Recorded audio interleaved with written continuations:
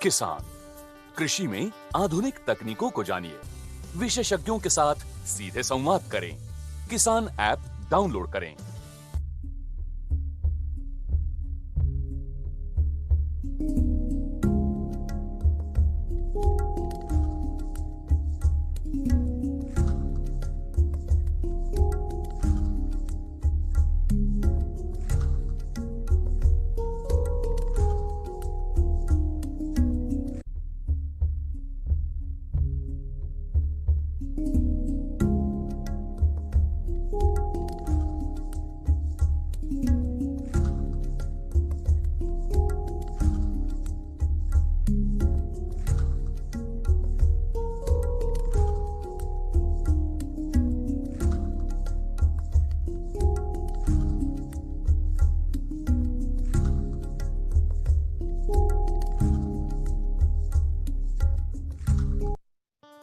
किसान कृषि में आधुनिक तकनीकों को जानिए, विशेषज्ञों के साथ सीधे संवाद करें। किसान ऐप डाउनलोड करें।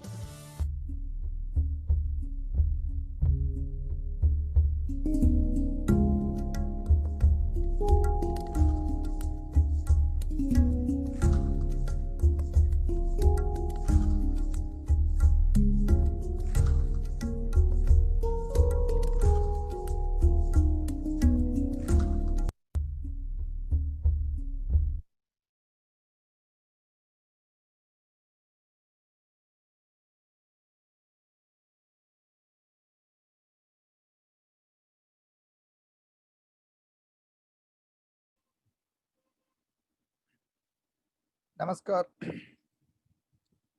वो आज शुक्रवार शाम तक तो आने को 4 बजे तक मीटिंग ज्वाइन को सभी शेतकारी बंधु अभी सभी साइंटिस्ट अभी वो किसान नेट को प्रमुख मुख्यस्थ प्रकाश कुलकर्णी सर के प्रथम नमस्कार करतो और निरीक्षा मैडम की नमस्कार करतो और वो हमारा ग्रेप एक्सपोर्ट का क्वालिटी कैसा करने का है और क्या करने का है उसका पूर्ण में वो हिंदी में बताते हैं, क्या प्रॉब्लम है वो तो क्या करने का है बताते mister Chetan Bot sir and हमारा कर्नाटक से Hubli region officer Balaji Singh sir और हमारा एपीओ का अध्यक्ष अशोक खरे सर और सीईओ भोसले सर सभी लोग को हम स्वागत करता हूँ एंड सभी शेतकारी बंधु को ज्वाइन होने का भी स्वागत करता हूँ। अभी please welcome sir, please start sir your webinar sir. Thank you Sunil sir. Okay sir, thank you sir.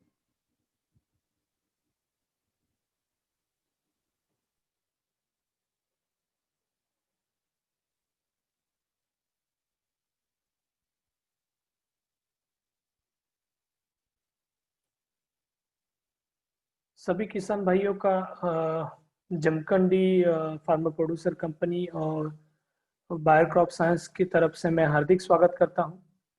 सबसे पहले मैं मेरा इंट्रोडक्शन देता हूं। मैं चेतन बोध, food chain manager horticulture, buyer crop science का एक फूड चेन करके जो डिपार्टमेंट है उसके उस डिपार्टमेंट में मैं नासिक लोकेशन पे कार्यरत हूँ। मैं बायर क्रॉप साइंस के साथ 10 साल से जुड़ा हूँ। मैंने सांगली और नासिक दोनों एरिया में ग्रेप में काम देखा है। आज का हमारा जो टॉपिक है वो टॉपिक है कि Bayer plant protection product for exportable good. जो आपके एरिया से जो एक्सपोर्ट हो रहा है उस एक्सपोर्ट के रिलेटेड बायर के प्रोडक्ट और बाकी भी जो लेबल क्लेम प्रोडक्ट है उसके ऊपर हम बात करेंगे और साथ ही साथ ज़्यादा से ज़्यादा हम एक्सपोर्ट कैसे कर पाएंगे उसके ऊपर हम थोड़ा सा डिस्कशन करेंगे। तो अगले 40-45 मिनट में आपके साथ हिंदी में डिस्कशन करूंगा। आपके जो भी क्वेश्चंस रहेंगे, आपके कुछ सवाल रहेंगे, तो हम आखिर में 15-20 मिनट में क्वेश्चन आंसर सेशन में उसके ऊपर बात करेंगे। मिस्टर बालाजी जो है वो कर्नाटक से हमारे साथ जुड़े हैं। वो बायर में कैंपेन एक्टिवेशन मैनेजर करके काम देखते हैं, तो वो भी आपको कन्नड़ा में कुछ प्रॉब्लम रहेंगे तो कन्नड़ा भाषा में वो आपको समझा पाएंगे। तो मेरा पूरा डिस्कशन प्रेजेंटेशन इंग्लिश में रहेगा और जो डिस्कशन है, जो मैं बातें करूंगा वो हिंदी में रहेंगी। तो जो भी कुछ आपके मन में सवाल रहेंगे तो आखिर में जाके हम उन सवालों के जवाब जरूर देंगे। सबसे पहले मैं जिस डिपार्टमेंट में काम करता हूँ, बायर का फूड चेन करके एक सेपरेट डिपार्टमेंट है, जो कि 2010-11 के बाद इंडिया में इंट्रोड्यूस हुआ, इंडिया में शुरुआत हुई इसकी। तो फूड चेन बेसिकली काम क्या करता है? तो फूड चेन बेसिकली जैसे कि आपकी फार्मर प्रोड्यूसर कंपनी है, आगे चल के आप एक्सपोर्ट करते हो और बाहर की कंट्री में आप जो भी हमारा एक्सपोर्ट होता है वहाँ पे इंपोर्टर होता है। तो इन सब के बीच में कनेक्टिंग लिंक करने का काम जो है, इनको जुड़ाने का काम जो है और टेक्निकल सपोर्ट देने का काम फूड चेन द्वारा किया जाता है। तो आपकी जो भी टेक्निकल प्रॉब्लम्स रहेगी या बाहर के कंट्री में जो भी चेंजेस हो गए, यूरोप में एमआरएल के चेंजेस रहेंगे, कौन से प्रोडक्ट बैन हुए हैं, कौन से प्रोडक्ट का इस्तेमाल कम करना है या कौन से प्रोडक्ट हम इस्तेमाल कर सकते हैं, इसके ऊपर टेक्निकल गाइडेंस जो है वो देने का काम बायर फूड चेन की टीम करती है। फूड चेन के द्वारा नासिक विभाग में, नासिक एरिया में हम जर्मनी के एक इंपोर्टर है ग्रीन यार्ड के साथ जुड़े हुए हैं, जो कि हर साल नासिक से लगभग 300 कंटेनर यूरोप में इंपोर्ट करता है। यहाँ से लगभग 20 से 22 एक्सपोर्टर्स उनके साथ जुड़े हुए हैं। तो इस तरह फूड चेन का काम चलता है। फूड चेन डिपार्टमेंट स्पेशली पूरा एक्सपोर्ट ओरिएंटेड ग्रेप के इसमें काम देखता है नासिक में। आगे चल के हम थोड़ा सा जो डिस्कशन है, ये डिस्कशन में आप देखोगे तो बेसिकली हमें जो एक्सपोर्ट के रिलेटेड हम बात करेंगे, तो एक्सपोर्ट के इसमें एक्सपोर्ट करने से पहले हमें हमारा प्लॉट जो है वो रजिस्टर करना पड़ता है। 4B रजिस्ट्रेशन बोला जाता है उसको। रजिस्ट्रेशन गवर्नमेंट की तरफ से होता है। लगभग महाराष्ट्र से 33,000 प्लॉट्स रजिस्टर थे और कर्नाटक से, हमारे एरिया से 123 प्लॉट लास्ट ईयर के सीजन में रजिस्टर थे। और जो भी एक्सपोर्ट हुआ लास्ट ईयर के सीजन में, लगभग 6,800 कंटेनर यूरोप में एक्सपोर्ट हुए। बाद में हम थोड़ा सा बात करेंगे जो कि एक्सपोर्ट का सिनारियो है कि हमारा जो यूरोप में एक्सपोर्ट होता है। सबसे पहले आप देखेंगे यहाँ पे तो 4 साल का डाटा मैंने आपके सामने रखा है कि कितने नंबर ऑफ कंटेनर्स यूरोप में एक्सपोर्ट हुए। तो इसमें आप देख सकते हैं कि लगभग 7,700, 7,000, 8,900, 6,800 कंटेनर। तो लास्ट सीजन में जो हमारे 6,800 कंटेनर यूरोप में एक्सपोर्ट हुए, लगभग 7,000 से 7,500 कंटेनर हम यहाँ से यूरोप में एक्सपोर्ट करते हैं। साथ ही साथ हमारे यहाँ से दूसरा मेजर एक्सपोर्ट होता है वो है रशिया में। तो रशिया में भी लगभग 15 से 1600 कंटेनर जो है, 1500 to 1600 कंटेनर जो है रशिया में एक्सपोर्ट किए जाते हैं। एक्सपोर्ट करते समय लास्ट सीजन में हमें कौन से चैलेंजेस आए उसमें बात करेंगे। तो सबसे पहले लॉकडाउन की वजह से, मार्च महीने में जो लॉकडाउन सभी जगह हुआ, उसकी वजह से ट्रांसपोर्टेशन है, लेबर प्रॉब्लम था, पैकिंग मटेरियल था, सभी चीज़ों का प्रॉब्लम हुआ और उसकी वजह से बहुत बड़ा इम्पैक्ट एक्सपोर्ट के ऊपर और डोमेस्टिक के ऊपर भी आया था। साथ ही साथ हमारे यहाँ से मार्च महीने के बाद जो भी एक्सपोर्ट हुआ, तो वहाँ पे थोड़ा सा एक मेजर इशू था, एक फंगल डेवलपमेंट। जो हमने ग्रेप वहाँ पे भेजे थे, लगभग 22 से 25 दिन वहाँ पे जाने को यूरोप में पहुँचने के लिए लगते हैं। तो वहाँ पे फंगल डेवलपमेंट जो है बेरीज पे या बंचेस पे थे। ये प्रॉब्लम हमने ऑब्जर्व की या इंपोर्टर से हमें ये कंप्लेंट्स आई थी। साथ ही साथ लास्ट ईयर बारिश भी बहुत ज़्यादा थी, नवंबर मंथ तक बारिश चली, तो उसमें बेरी क्रैकिंग का भी प्रॉब्लम था। उसके आगे चल के हमें यूरोप में काम करते समय जो 5 डिटेक्शन के ऊपर काम करना पड़ता है। साथ ही साथ कुछ जो सुपरमार्केट्स है उनके खुद के कुछ नियम होते हैं, कुछ रिस्ट्रिक्शंस होते हैं उसमें, जैसे कि नियोनिकोटिनाइड प्रोडक्ट्स, यानी उसमें क्लोथियानिडीन, थायोमेथाक्सम या इमिडाक्लोपिड जैसे प्रोडक्ट हैं, इनका डिटेक्शन वो लोग अलाउड नहीं करते। बाद में कौन सी क्वालिटी ग्रेप हम एक्सपोर्ट कर सकते हैं उसके बारे में बात करेंगे। तो यूरोपियन कंट्रीज में, यूरोप में थॉमसन वैरायटी मेजरली हमारे यहाँ से एक्सपोर्ट होती है। उसकी जो साइज की रिक्वायरमेंट होती है तो 16 mm और उसके ऊपर साइज चाहिए होती है। शुगर जो है लगभग 16 से ऊपर शुगर चाहिए। बंच का जो साइज है लगभग 200 ग्राम से ऊपर बंच का साइज चाहिए। और कलर जो है मिल्की ग्रीन वाला कलर और डिसीज पेस्ट फ्री। और साथ ही साथ जो डिटेक्शन का क्राइटेरिया है, तो डिटेक्शन में 5 या 5 से कम डिटेक्शन चाहिए होते हैं यूरोप में, हम जब भी एक्सपोर्ट करेंगे तब।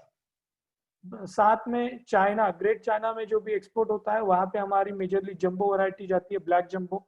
तो वहां पे जो साइज का रिक्वायरमेंट होता है ब्लैक जंबो में 20 mm और उसके ऊपर शुगर 16 ब्रिस्क रिक्वायर्ड होता है। और बंच का साइज जो है मिनिमम 400 ग्राम के ऊपर, डार्क ब्लैक कलर और डिसीज और पेस्ट फ्री, वहां पे कोई भी फंगस या डिसीज का प्रॉब्लम, पेस्ट का प्रॉब्लम ना रहे और चाइनीज एमआरएल उसने फुलफिल की हो।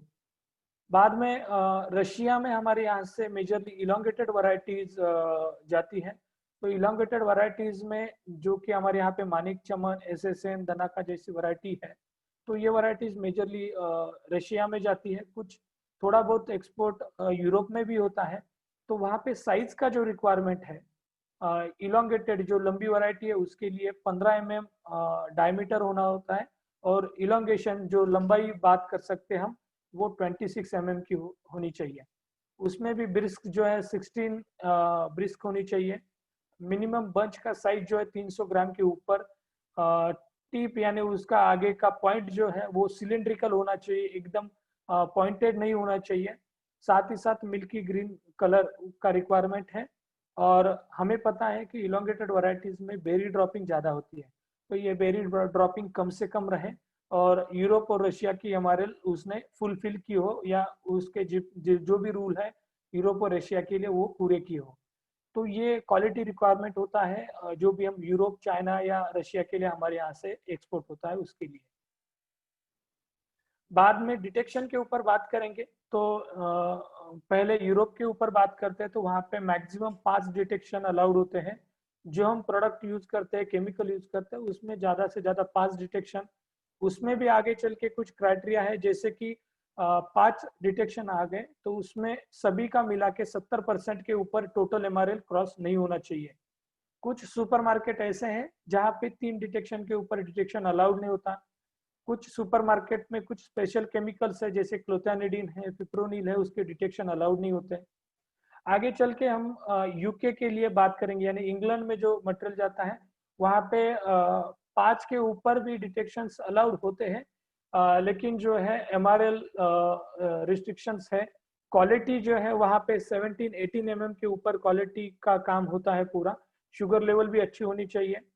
चाइना में जो भी है, चाइना में एमआरएल का कंफर्मेशन रिक्वायर्ड होता है, जरूरी होता है। 88 केमिकल्स चेक होते हैं और 4B रजिस्ट्रेशन भी वहां पे रिक्वायर्ड होता है चाइना के लिए। बाद में एक्सपोर्ट की हमारी जो खासियत है या स्ट्रेंथ है, तो उसमें मार्केट देखेंगे हम कहाँ पे एक्सपोर्ट कर रहे हैं। जैसे कि जितनी भी यूरोपियन कंट्रीज है, जिसमें जर्मनी, यूके भी आता है, बाद में रशिया है, चाइना है, पोलैंड है, यूएस, कनाडा, इन सभी कंट्रीज में हमारा ग्रेप ज्यादातर एक्सपोर्ट होता है। कौन सी वैरायटी मेजरली हमारे यहाँ से जाती है, तो उसमें मेजर है थॉमसन, जो कि लगभग 90% एक्सपोर्ट जो होता है हमारे यहाँ से थॉमसन का होता है। बाद में क्रिम्सन या फ्लेम वैरायटी है। कुछ एरियाज में नासिक के फैंटासी का भी अभी डेवलप हुआ है। और जैसे मैंने बात की कि RK, SSN, मानिक चमन, कृष्णा जैसी वैरायटी जो है, ये वैरायटी रशिया के लिए मेजरली एक्सपोर्ट होती है। रशिया का एक्सपोर्ट नासिक एरिया से बात करेंगे और ओवरऑल हमारे यहाँ से बात करेंगे तो रशिया का एक्सपोर्ट स्टार्ट होता है नवंबर मंथ से और आगे चल के अप्रैल एंड तक ये एक्सपोर्ट कंटिन्यू होता है। यूरोप का एक्सपोर्ट मेजरली स्टार्ट होता है जनवरी मंथ से और एंड होता है अप्रैल मंथ तक। चाइना दिसंबर से स्टार्ट होता है, लगभग वो भी फरवरी मार्च तक चलता है। यूके यानी इंग्लैंड में जो भी एक्सपोर्ट होता है वो मेजरली फरवरी से स्टार्ट होता है और अप्रैल में एंड होता है। बाद में सबसे इम्पोर्टेंट चीज जो है कि आप एक्सपोर्ट कर रहे हैं, एक्सपोर्ट करते समय जैसे हमें बाहर के देश में जाना हो तो हमें खुद को पासपोर्ट जरूरी होता है, वैसे ही हमारे अंगूर, हमारे ग्रेप्स हमें यूरोपियन कंट्रीज में भेजने हैं, तो वहां पे ये सर्टिफिकेशन यानी ग्लोबल गैप सर्टिफिकेशन बहुत ही जरूरी है। ग्लोबल गैप सर्टिफिकेशन करने के बाद सबसे महत्वपूर्ण चीज जो है जैसे कि pesticide room, pesticide rack, labours के लिए सेपरेट टॉयलेट, रहने के लिए रूम होता है, बफर जोन होता है, लीगल डॉक्यूमेंट्स, लेबर के जितने भी डॉक्यूमेंट्स है, उसके साथ ही साथ जो भी स्टॉक्स है, पेस्टिसाइड्स फर्टिलाइजर के स्टॉक्स, और जो भी रिपोर्ट्स है, analysis, soil reports, water reports, ये सब एनालिसिस रिपोर्ट्स हमें संभाल के रखने पड़ते हैं। तो ये सब चीजें जो है हमें एक्सपोर्ट करते समय ग्लोबल गैप सर्टिफिकेशन जरूरी होता है, उस समय ये सब चीजें हमें जरूरी होती है। अभी हम बात करेंगे कि पिछले सीजन में जो भी एक्सपोर्ट नासिक या कर्नाटक से जितना भी एक्सपोर्ट हुआ या महाराष्ट्र से जो एक्सपोर्ट हुआ, हमारे यहाँ से इंडिया से जो एक्सपोर्ट हुआ ग्रेप का, उसमें जो सैंपल फेल हुए, जैसे कि मैंने बताया कि उनकी एमआरएल क्लियर होनी चाहिए, एमआरएल के अंदर हो तो ही वो सैंपल क्लियर होता है। यूरोप ने जो एमआरएल फाइनल किया उसके अंदर होनी चाहिए, उसके ऊपर चले गए तो वो सैंपल फेल हो जाता है। तो सैंपल फेल कौन से प्रोडक्ट की वजह से हुआ, और उन प्रोडक्ट का इस्तेमाल हमें इस सीजन में बारीकी से करना है, थोड़ा सा संभल के करना है। उसमें सबसे पहले है बिप्रोफेंजिन, यानी मार्केट में वो एप्लॉड नाम से आता है या अदर भी नाम से अवेलेबल होता है। तो बिप्रोफेंजिन का इस्तेमाल करते समय उसका सिर्फ शुरू में एक ही स्टेम वॉशिंग के लिए आप इस्तेमाल कर सकते हैं, बाद में स्टेम वॉशिंग के बाद, अक्टूबर प्रूनिंग के बाद, स्टेम वॉशिंग के बाद बिप्रोफेंजिन का इस्तेमाल हमें नहीं करना है। क्लोरोपायरीफॉस और डाइक्लोरोनोवन जैसे प्रोडक्ट है, इनको हमें एक्सपोर्ट के प्लॉट में इस्तेमाल नहीं करना है, ये एक्चुअली यूरोप में बैन प्रोडक्ट है, वो हमें अलाउड नहीं है। फिप्रोनिल, एबामेक्टिन और लैम्ब्डासाइलोट्रिन जैसे जो प्रोडक्ट है, इनका भी इस्तेमाल थोड़ा सा संभल के, जैसे कि हम इसका इस्तेमाल फिप्रोनिल, एबामेक्टिन या लैम्ब्डासाइलोट्रिन, इनका इस्तेमाल हम थ्रिप्स मैनेजमेंट के लिए करते हैं, थ्रिप्स के लिए किया जाता है, तो वो हमें 20-22 दिन के अंदर ही करना है और एक स्प्रे में करना है। कम से कम स्प्रे रखें जो कि हमें डिटेक्शन या सैंपल फेल में प्रॉब्लम ना दे। क्लोरोमेक्वेट क्लोराइड सीसीसी का इस्तेमाल हमें एक्सपोर्ट के प्लॉट्स में नहीं करना है। तो ये सब चीजें जो है हमें 20-21 का जो सीजन है, हमारी अभी की जो प्रूनिंग होने वाली है, इसमें ध्यान रखना है कि इन प्रोडक्ट का इस्तेमाल जैसे मैंने अभी बताया वैसे हमें संभल के करना है और बारीकी से करना है, यहाँ पे गलती नहीं होनी चाहिए। आगे चल के थोड़ा सा डिटेल में बात करेंगे कि बायर क्रॉप साइंस की तरफ से ग्रेप के ऊपर जो लेबल क्लेम प्रोडक्ट है उनके ऊपर बात करेंगे। उसमें आप सभी को पता होगा, आपने इस्तेमाल भी आप करते होंगे, उसमें एलिएट, मेलोडिडियो, प्रोफाइलर, सेक्टिन, एंट्रोकॉल, ये 5 प्रोडक्ट जो है वो डाउनी मिल्ड्यू के लिए लेबल क्लेम है ग्रेप में, जो कि आप एक्सपोर्ट में भी इस्तेमाल कर सकते हैं। लूना एक्सपीरियंस और नटियो, ये पाउडरी मिल्ड्यू यानी भूरी के लिए लेबल क्लेम प्रोडक्ट है, ये एक्सपोर्ट के लिए आप आराम से इस्तेमाल कर सकते हैं।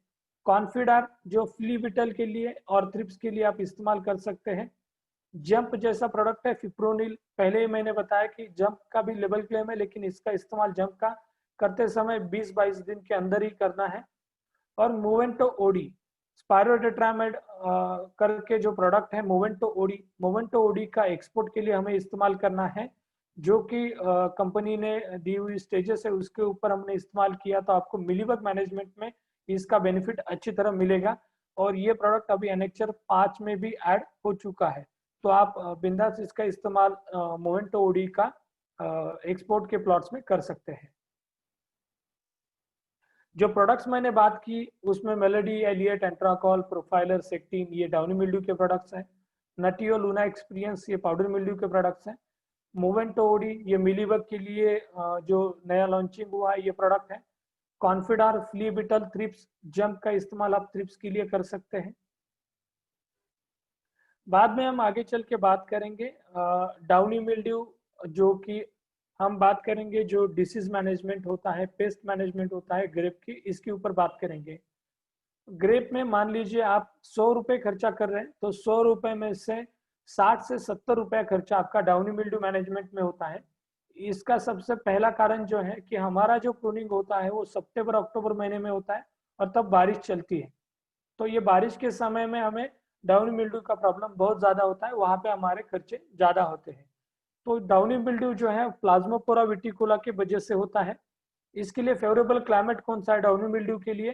तो टेम्परेचर जो है, टेम्परेचर 17 से 25 डिग्री के करीब रहा तो, और साथ ही साथ ह्यूमिडिटी जो है, ह्यूमिडिटी 40% से ऊपर गई तो तब हमें डाउनी मिल्ड्यू का प्रॉब्लम हमारे प्लॉट में लिप्स पे दिखाई देता है, बंचेस पे दिखाई देता है।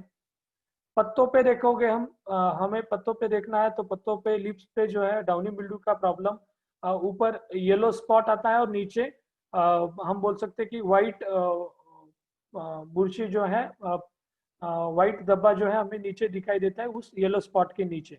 तो ये बेसिक सिम्टम है, या हम बोल सकते हैं कि डाउनी मिल्ड्यू हमें ऐसे आइडेंटिफाई करना है। डाउनी मिल्ड्यू का प्रॉब्लम हमें यंग लीव्स साथ ही साथ बंचेस के ऊपर भी दिखता है। मेजरली हमें डाउनी मिल्ड्यू का इन्फेस्टेशन अबॉर्टेड बंचेस, जो हम मराठी में बोलते हैं वांसगढ़, अबॉर्टेड बंचेस को निकालने के बाद बाद में हमें फेल फूट अबॉर्टेड बंचेस निकालने के बाद में मेजरली डाउनी मिल्ड्यू का प्रॉब्लम हमें दिखाई पड़ता है।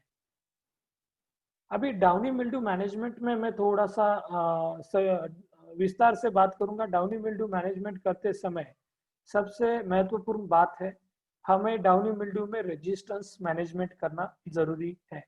बायर के प्रोडक्ट के साथ हम कैसे कर सकते हैं उसके ऊपर भी हम बात करेंगे विस्तार से।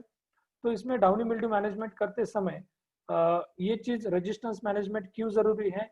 क्योंकि 2011-12 के बाद, 2011-12 के बाद जो स्ट्रोबिलिरिन प्रोडक्ट है जिसको क्यूआई प्रोडक्ट बोला जाता है या हाई रिस्क प्रोडक्ट बोला जाता है, जैसे कि सेक्टिन है, एमिस्टार है, अर्गॉन है, कैब्रियोटॉप है या इक्वेशन प्रो है, ये अलग अलग प्रोडक्ट जो है ये हाई रिस्क प्रोडक्ट में आते हैं। और इन प्रोडक्ट को डाउनी मिल्ड्यू में रेजिस्टेंस डेवलप हुआ। हमें इस प्रोडक्ट का इस्तेमाल हाई रिस्क पीरियड में नहीं करना है या कम से कम इस्तेमाल करना है, जो कि एनआरसीजी ने भी हमें गाइडलाइन दी है, उस हिसाब से हमें जाना है। तो हमें ये रेजिस्टेंस ब्रेक करना है तो हमें जो भी प्रोडक्ट हम इस्तेमाल करते हैं तो उसका ग्रुप समझना बहुत जरूरी है। सबसे पहले हम बात करेंगे फॉस्फोनेट ग्रुप की। फॉस्फोनेट ग्रुप में एलियट, बायर की तरफ से एलियट आता है और मार्केट में हमें potassium salt, sulphur phosphonic acids जैसे प्रोडक्ट आते हैं। एलियट जो है फॉस्फोनेट ग्रुप में आता है। अगला ग्रुप जो है कार्बोक्सिलिक एसिड अमाइड, जो लो रिस्क प्रोडक्ट बोले जाते हैं, सीए ग्रुप में आता है। उसमें मेलोडिडियो, डायमिथोमार, मैंडीप्रोपिमेडमिन, सैक्रोबैट एंड रेवस आता है। बाद में बायर की तरफ से और एक प्रोडक्ट है जो बेंजामाइड ग्रुप में आता है जिसका नाम है प्रोफाइलर। प्रोफाइलर एक अकेला प्रोडक्ट इस ग्रुप में जो मार्केट में अवेलेबल है। आगे चल के डाइथियोकार्बामेट ग्रुप में बायर की तरफ से एंट्राकॉल ये प्रोडक्ट आता है, और मार्केट में जो प्रोडक्ट्स है उसमें M45 है, पॉलीराम है, Z78 है, कुमानेल है। ये जो प्रोडक्ट है ये डाइथियोकार्बामेट ग्रुप में आते हैं। अगला ग्रुप जो है साइनोएसिटामाइड्स, जिसमें कर्जेट, साइमोक्सेलेन, मैनकोजेब आता है। और उसका अगला जो ग्रुप है क्यूनॉन इनसाइड इनहिबिटर्स, QII, जिसमें साइजाफिमाइड एंड एम्बुसल्फुरॉन, ये जैसे ये दो नए प्रोडक्ट लॉन्च हुए हैं। ये प्रोडक्ट जो है एक धानुका और एक UPL कंपनी का प्रोडक्ट है, तो ये प्रोडक्ट इस ग्रुप में आते हैं। तो मेरा सभी से अनुरोध रहेगा, रिक्वेस्ट रहेगी कि आप जब भी डाउनी मिल्ड्यू का मैनेजमेंट करते हैं तो इसको मैं एक एग्जांपल के साथ या उदाहरण के साथ बोलना चाहता हूँ। जैसे कि आप मान लो कि डाउनी मिल्ड्यू मैनेजमेंट में पोंगा स्टेज से स्प्रेइंग शुरू होता है, या 2 या 3 पत्तों के साथ में डाउनी मिल्ड्यू का स्प्रे शुरू होते हैं। तो उसमें मान लीजिए आपने CA ग्रुप में, कार्बोक्सिलिक एसिड अमाइड्स ग्रुप में मेलोडियो का इस्तेमाल किया, मेलोडियो के 2 राउंड लिए आपने, आगे चल के आपको प्रोडक्ट बदलना है। तो वहां पे हम बहुत बार गलती क्या करते हैं कि हम मेलोडियो के बाद उसी ग्रुप के प्रोडक्ट जैसे कि एक्रोबैट, रेवस का इस्तेमाल करते हैं। लेकिन सेम ग्रुप के प्रोडक्ट इस्तेमाल हमें थोड़ा सा कम करना है, उसके बीच में दूसरे प्रोडक्ट डालो। जैसे कि आपने मेलोडियो का इस्तेमाल किया तो आप एलियट का इस्तेमाल करेंगे। आगे चल के फेल फूट या अबॉर्टेड बंचेस की जो स्टेज है वहां पे हमें प्रोफाइलर का इस्तेमाल करना है। बाद में डाइथियोकार्बामेट ग्रुप के जो कॉन्टैक्ट फंगिसाइड है उसमें एंट्राकॉल, M45 जैसे प्रोडक्ट इस्तेमाल कर सकते हैं। साथ ही साथ साइमोक्सानिल जैसा प्रोडक्ट है जो साइनोएसिटामाइड ग्रुप में आता है। तो ये ग्रुप बदल के प्रोडक्ट इस्तेमाल कीजिए। इसका फायदा आपको क्या होगा, डाउनी मिल्ड्यू तो आपको कंट्रोल में आएगा, साथ ही साथ आप रेजिस्टेंस मैनेजमेंट कर पाएंगे, और आपने प्रोडक्ट बदलने के बाद आपको रेसिड्यू मैनेजमेंट भी बहुत अच्छी तरह आएगा। तो ये जो भी प्रोडक्ट है सभी प्रोडक्ट लेबल क्लेम है। आपको इसमें आगे चल के मैं शेड्यूल में भी बात करूंगा, तो कौन से प्रोडक्ट कितने स्प्रेज हम ले सकते हैं एक्सपोर्ट के हिसाब से, उसके ऊपर हम बात करेंगे।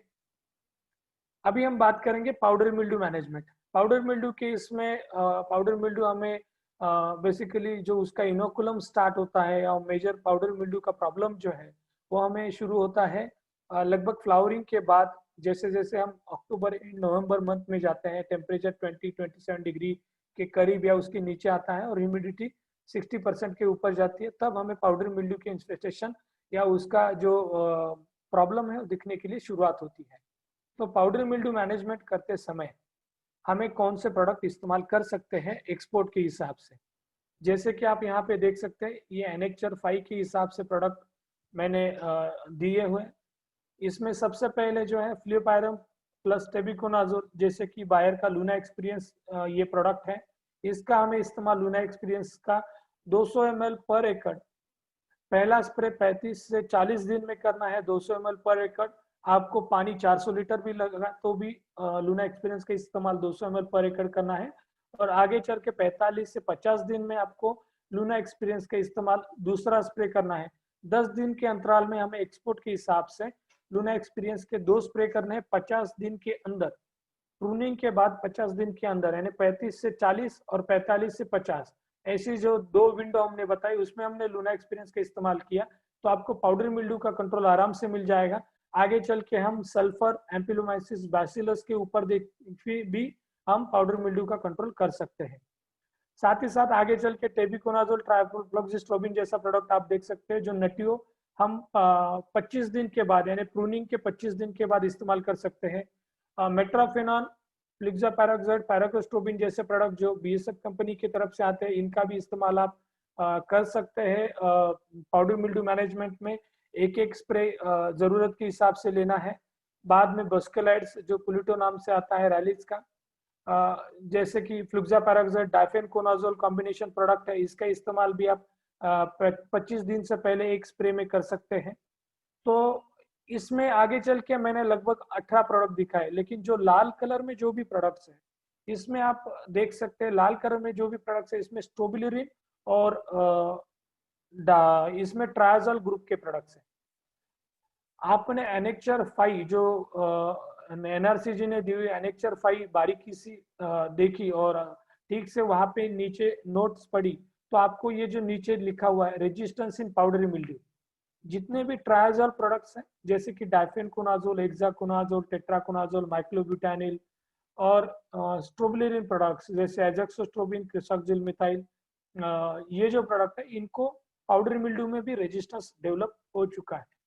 तो इसीलिए नए ग्रुप के जो प्रोडक्ट्स हैं जैसे कि लूना एक्सपीरियंस है, इसका इस्तेमाल आप अपने पाउडर मिल्ड्यू मैनेजमेंट में कर सकते हैं, या बीएसएफ की तरफ से भी जो नए प्रोडक्ट्स आए इनका इस्तेमाल हम एक्सपोर्ट के हिसाब से कर सकते हैं। तो ये प्रोडक्ट हमें इस्तेमाल करने हैं, और ये लाल कलर के जो प्रोडक्ट्स है इसका कम से कम इस्तेमाल रखना है हमें, जो कि हम पाउडर मिल्ड्यू मैनेजमेंट में आराम से रेसिड्यू और पाउडर मिल्ड्यू मैनेजमेंट ये दोनों चीजें साथ में कर सकते हैं। बाद में मैं बात करूंगा मिलीबग मैनेजमेंट में। मिलीबग में हम अब तक क्या करते आए हैं या क्या प्रैक्टिसेस हमारी है उसके ऊपर बात करेंगे। तो शुरू में स्टेम वॉशिंग, जो हम प्रूनिंग करने के बाद मिलीबग के लिए स्टेम वॉशिंग करते हैं। स्टेम वॉशिंग में हम क्लोरो या नुआन के इस्तेमाल करते हैं। एक्सपोर्ट के प्लॉट्स में मेरा आपसे अनुरोध है कि आप एक्सपोर्ट के प्लॉट्स में क्लोरो या नुआन का इस्तेमाल ना करें, क्योंकि ये प्रोडक्ट अलाउड नहीं है एक्सपोर्ट में। साथ ही साथ विप्रोपेंजिन का जो भी इस्तेमाल है सिर्फ स्टेम वॉशिंग के लिए करना है, आगे विप्रोपेंजिन का इस्तेमाल नहीं करना है। ड्रिंचिंग में हम क्लोथियानिडिन यानी डेंटासू, थायमिथॉक्साम यानी एक्ट्रा या स्लेयर प्रो का इस्तेमाल करते हैं।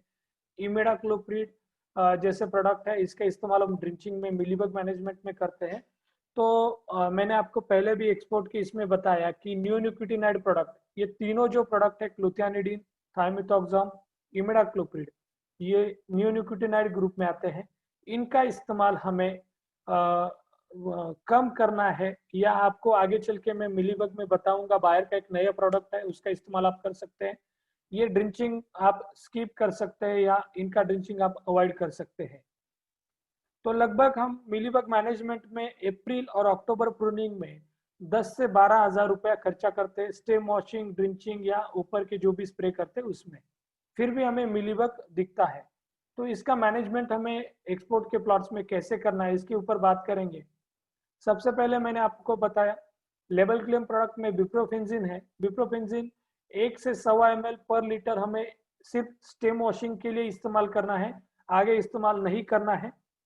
दूसरा जो है क्लोथियानिडीन का इस्तेमाल, जैसे कि उसका डिटेक्शन अलाउड नहीं होता है या कुछ सुपरमार्केट्स में ये बैन लिस्ट में है, तो इसका इस्तेमाल 40 दिन से पहले कर सकते हैं, या आप इसका इस्तेमाल भी बंद कर सकते हैं। आपको आगे चल के बायर ने जो प्रोडक्ट दिया है मोवेंटो ओडी, मोवेंटो ओडी का इस्तेमाल आप मिलीबग मैनेजमेंट में 2 एप्लीकेशन में कर सकते हैं।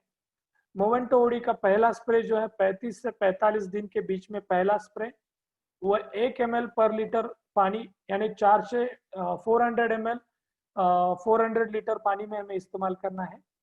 दूसरा स्प्रे मोवेंटो ओडी का हमें 55 से 65 दिन के बीच में लेना है। लेबल क्लेम प्रोडक्ट होने की वजह से आप ग्रेप के एक्सपोर्ट और लोकल दोनों इसमें इसके इस्तेमाल कर सकते हैं। जो 2 स्प्रे लेने के बाद आप कोई भी ड्रिंचिंग ना करें तो भी आप मिलीबग का कंट्रोल आराम से मिला सकते हैं, और मिलीबग का कंट्रोल हमें आराम से मिलता है। लास्ट 2 साल से हम नासिक सांगली एरिया में इसकी ट्रायल से इसका इस्तेमाल हो रहा है, और एक्सपोर्ट में भी अच्छी तरह इसका इस्तेमाल लास्ट ईयर भी हुआ, इस साल भी हो रहा है। तो मोवेंटो ओडी का इस्तेमाल आप एक्सपोर्ट के इसमें कीजिए। शुरू में स्टेम वॉशिंग कीजिए मिलीबग मैनेजमेंट में, बाद में 35 से 45 और 55 से 65 ऐसे 2 स्प्रे हमें मोवेंटो ओडी के लेने हैं, 1 ml पर लीटर वाटर। इस हिसाब से जो कि आपको आपका प्लॉट 120 दिन में खाली हो या हार्वेस्टिंग हो, या आपका प्लॉट 150 दिन में हार्वेस्टिंग हो रहा हो, फिर भी आपको मिलीबग का कंट्रोल मोवेंटो ओडी से आराम से मिलता है। बाद में मैं बात करूंगा फ्ली बीटल के ऊपर। प्रूनिंग करने के बाद हम जब भी छाटनी करते हैं, प्रूनिंग करते हैं, प्रूनिंग करने के बाद हमें ये फ्ली बीटल का प्रॉब्लम बहुत ज्यादा दिखता है। ये जो कि स्प्राउटेड बर्ड्स होते हैं, मराठी में याला इसमें इसको कापसाळलेली अवस्था है, स्प्राउटेड बर्ड्स जो है ये खाने का काम जो है ये फ्ली बीटल करते हैं। उड़दिया जो है ये उड़दिया ये प्रॉब्लम करते हैं, उसका आगे चल के हमें एक बार यहाँ पे नुकसान कर दिया तो वहां से बाहर निकलने वाला बंच डैमेज हो जाता है। इसलिए हमें फ्ली बीटल का कंट्रोल शुरू के ही स्टेज में करना जरूरी है। उसके ऊपर लेबल क्लेम प्रोडक्ट के ऊपर बात करेंगे, और स्टेजेस कहाँ पे हमें करना है। तो बंच स्प्राउटिंग के बाद और पोंगा स्टेज के करीब हमें फ्ली बीटल के लिए या उड़दिया के लिए स्प्रे लेने हैं। उड़दिया के लिए जो भी आप स्प्रे लोगे उसका स्प्रे हमें शाम के 6 बजे के बाद लेना है। आप जब भी प्लॉट में जाओगे तो आपको शाम के 6 बजे के बाद ही उड़दिया प्लॉट में दिख सकता है। तो अब जैसे कि जो केमिकल है इसमें इमिडाक्लोप्रिड 17% यानी कॉन्फिडर या कॉन्फिडर सुपर, कॉन्फिडर इस्तेमाल कर रहे हैं तो कॉन्फिडर का इस्तेमाल हमें करते समय लगभग एक 100 ml 200 लीटर पानी ऐसे करना है, और कॉन्फिडर सुपर के इस्तेमाल कर रहे हैं तो 50 ml 200 लीटर पानी ऐसे कर सकते हैं। कॉन्फिडर या कॉन्फिडर सुपर का आप फ्ली बीटल के लिए इस्तेमाल कर सकते हैं। दूसरा जो है लैम्बडा साइलोथ्रिन यानी मेटाडोर का इस्तेमाल आप कर सकते हैं, जो कि फ्ली बीटल या थ्रिप्स में भी आपको काम देगा या कंट्रोल करने के लिए मदद करेगा। आगे चल के थ्रिप्स के ऊपर बात करेंगे। तो थ्रिप्स मैनेजमेंट में सबसे इंपॉर्टेंट जो चीज है, तो थ्रिप्स मैनेजमेंट में एक बात हमें ध्यान रखनी है। सबसे पहले थ्रिप्स का कंट्रोल हमें फ्लावरिंग स्टेज से पहले तो करना है, लेकिन साथ ही साथ फ्लावरिंग और सेटिंग के स्टेज में हमें थ्रिप्स का मैनेजमेंट करना बहुत ही जरूरी है। हम वहाँ पे थ्रिप्स का मैनेजमेंट, थ्रिप्स का कंट्रोल ठीक से नहीं कर पाए, तो यहाँ पे आप देख सकते हैं कि जो भी बेरीज है उसके ऊपर आपको यहाँ पे स्क्रैचेस दिखेंगे, ये ब्राउन स्पॉट्स दिखेंगे। तो ये पूरा थ्रिप्स ने किया हुआ डैमेज है। तो ये फ्लावरिंग स्टेज में ही शुरुआत होती है, तो हमें थ्रिप्स का कंट्रोल जो है फ्लावरिंग स्टेज में करना जरूरी है। ग्रेप्स में हमें फ्लावरिंग स्टेज में एक ऐसे दो कलर के यानी हरा और काला यानी ब्लैक कलर का थ्रिप्स भी दिखाई देता है। ग्रेप का फ्लावरिंग स्टेज का बंच जो है हम मोबाइल के स्क्रीन के ऊपर एक बार ऐसा लगाएंगे तो आपको आराम से दिखेगा कि थ्रिप्स का इंस्पेक्शन है, थ्रिप्स है तो कितनी मात्रा में थ्रिप्स है, उसके हिसाब से हमें थ्रिप्स का मैनेजमेंट करना है। तो थ्रिप्स मैनेजमेंट में हमारे पास एक्सपोर्ट के हिसाब से कौन से केमिकल है या कौन से प्रोडक्ट हम इस्तेमाल कर सकते हैं। इसमें सबसे पहले जैसे कि मैं लेम्डासेलोथ्रीन की बात की, उसका इस्तेमाल हमें 20-22 दिन के पहले ही एक ही स्प्रे में करना है। बाद में आगे चल के फिप्रोनिल यानी जंप या रीजेंट एससी का इस्तेमाल जो बायर कंपनी का प्रोडक्ट है उसका इस्तेमाल हमें 20-22 दिन के अंदर ही करना है। आगे चल के फ्लावरिंग से पहले मैं बात करूंगा साइनेंट्रोनिलिप्रोल यानी बेनिविया करके एक प्रोडक्ट है, उसका एक स्प्रे हम कर सकते हैं 30 या 30-32 दिन के दरम्यान। फ्लावरिंग स्टेज में आप स्पिनोसाइड यानी स्पिनटोर ट्रेसर या कंजोर नाम से प्रोडक्ट मार्केट में आता है, तो आप इसका इस्तेमाल थ्रिप्स मैनेजमेंट में कर सकते हैं। इमामेक्टिन बेंजोएट यानी प्रोक्लेम नाम से प्रोडक्ट मार्केट में आता है, तो इसका इस्तेमाल आप 45 या 55 दिन तक, 2 एप्लीकेशंस पूरे सीजन में 55 दिन से अंदर आप ले सकते हैं। आगे चल के लगभग 60-65 दिन तक स्पिनोट्रैम यानी डेलीगेट नाम से प्रोडक्ट आता है, इसका आप 60-65 दिन तक एक स्प्रे हम हमारे स्प्रे शेड्यूल में रख सकते हैं। तो लगभग जो भी मैंने आपको दिन बताए और स्प्रेज बताए, तो इसका इस्तेमाल हमें एक्सपोर्ट के प्लॉट्स में उसी दिनों के अंदर करना है ताकि हमें कोई डिटेक्शन या सैंपल में प्रॉब्लम ना आए। जैसिड यानी मराठी में इसको तुड़तुड़ा बोलते हैं, जैसिड जो है, जैसिड का कंट्रोल करना भी जरूरी है। हमारे यहाँ पे नवंबर मंथ के बाद टेम्परेचर बढ़ना शुरू हुआ, दिन का टेम्परेचर बढ़ने की शुरुआत होने के बाद या दिसंबर जनवरी मंथ में एक 2012 बाद में 2018 में हमें ये प्रॉब्लम बहुत ज्यादा दिखे थे जैसिड्स के। जैसिड कंट्रोल में क्लोथियानिडिन यानी डेंटासो का लेवल क्लेम है, लेकिन इसका इस्तेमाल 25-40 दिन के अंदर आप स्प्रे में कर सकते हैं। ड्रिंचिंग में आपको इसका इस्तेमाल नहीं करना है। फिर एक स्प्रे में कर सकते हैं तो ड्रिंचिंग में अवॉइड करना है ताकि इसका डिटेक्शन ना आए। साथ ही साथ जैसे आप कॉन्फिडर सुपर का इस्तेमाल भी जैसिड कंट्रोल के लिए कर सकते हैं। दूसरा जो है कि कुछ मात्रा में थोड़ा सा लैम्डासाइलोथ्रीन भी आपको जैसिड कंट्रोल में मदद करेगा। तो इस तरह थोड़ा सा जैसिड के ऊपर हमें ध्यान देना है। अभी मैं बात करूंगा कि जो पिछले 2 सालों में हमें ये प्रॉब्लम बहुत ज्यादा आ रही है, जो जिसको स्पोडोप्टेरा यानी लश्करी अली कहा जाता है। लश्करी अली का प्रॉब्लम हमें 2 साल से बहुत ज्यादा ग्रेप में दिखाई पड़ रहा है, जो कि पोंगा स्टेज से लेके वराइजन स्टेज पानी उतरने के बाद भी हमें बंचेस में लश्करी अली का प्रादुर्भाव या प्रॉब्लम हमने देखे हैं। तो इसका कंट्रोल करते समय सबसे पहली बात, यहाँ पे फोटो में मैंने जो आपको बताया दिखाया है वो है फेरोमोन ट्रैप। ये फेरोमोन ट्रैप का इस्तेमाल हमें यानी इंटीग्रेटेड पेस्ट मैनेजमेंट के तहत हमें हमारे ग्रेप के प्लॉट में प्रूनिंग होने के बाद, छाटनी होने के बाद 8 से 10 फेरोमोन ट्रैप 1 एकड़ में लगाने हैं। फेरोमोन ट्रैप क्या करेंगे? फेरोमोन ट्रैप जो है, जो अड़ी होती है, अड़ी का जो अडल्ट है, पतंग जो बोलते हैं, इसमें नर और मादी होती है। तो नर को अट्रैक्ट करेगा, नर यहाँ पे एक बार अटक गया तो यहाँ से वो बाहर नहीं निकल सकता, और उसका जो कंट्रोल हमें जो है आगे का जनरेशन जो है उसका मादी के साथ मिलन नहीं होगा और आगे का जनरेशन हमें कंट्रोल में मिलेगा। तो ये जो है केमिकल से पहले, किसी प्रोडक्ट का इस्तेमाल करने से पहले, छाटनी होने के बाद, प्रूनिंग से पहले हमें फेरोमोन ट्रैप 8 से 10 हमारे प्लॉट में लगाने हैं, और उसमें स्पोडोप्टेरा का लूर जो अंदर जो कैप्सूल आता है वो स्पोडोप्टेरा का लगाना है ताकि उसका कंट्रोल हम अच्छी तरह से कर सकते हैं। बाद में चल के बैसिलस थोरेंजिनेसिस जैसा प्रोडक्ट है जो इस्तेमाल कर सकते हैं हम आड़ी के लिए। मैं जो भी बात कर रहा हूँ वो एक्सपोर्ट ओरिएंटेड बात कर रहा हूँ, एक्सपोर्ट के हिसाब से बात कर रहा हूँ। साथ ही साथ अड़ी के लिए जैसे कि हमने इमामेक्टिन बेंजोएट, स्पिनोसाइड, बाद में बेनिविया का बात किया, स्पिनोट्रैम का बात किया, ये जो प्रोडक्ट है तो थ्रिप्स के साथ साथ अड़ी के लिए भी कंट्रोल देते हैं। तो वो कंट्रोल हमें मिल जाएगा थ्रिप्स का स्प्रे हम लेंगे तो शुरू में सिर्फ फेरोमोन ट्रैप लगाना ना भूलिए, इसका इस्तेमाल जरूर कीजिए। बाद में हमारे प्लॉट्स में फ्रूट फ्लाई का प्रॉब्लम पिछले साल पहली बार रजिस्टर हुआ है ग्रेप क्रॉप में फ्रूट फ्लाई का प्रॉब्लम। तो फ्रूट फ्लाई के लिए हमें केमिकल कोई ज्यादा काम नहीं कर पा रहा और केमिकल लेबल क्लेम प्रोडक्ट नहीं है। एक्सपोर्ट के प्लॉट्स में हमें फ्रूट फ्लाई का कंट्रोल करना है तो ये ग्लास ट्रैप बोले जाते हैं। इस ग्लास ट्रैप का इस्तेमाल 8 से 10 ग्लास ट्रैप 1 एकड़ में हमें लगाने हैं। इसके अंदर भी फ्रूट फ्लाई का लूर आता है, उसका एक वड़ी आता है, उसको लगाना है हमें। ये फ्रूट फ्लाई का लूर हमें लगाने के बाद जो भी फ्रूट फ्लाई है उसका स्मेल उसको आएगा तो यहाँ पे आके अटक जाएगी, उसका कंट्रोल हमें आराम से मिल जाएगा। तो ये इंटीग्रेटेड पेस्ट मैनेजमेंट हमें करना है फ्रूट फ्लाई कंट्रोल के लिए।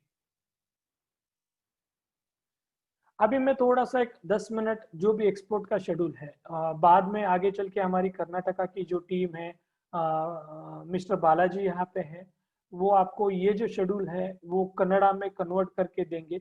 ये पूरा यूरोप एक्सपोर्ट के तहत बनाया हुआ शेड्यूल है।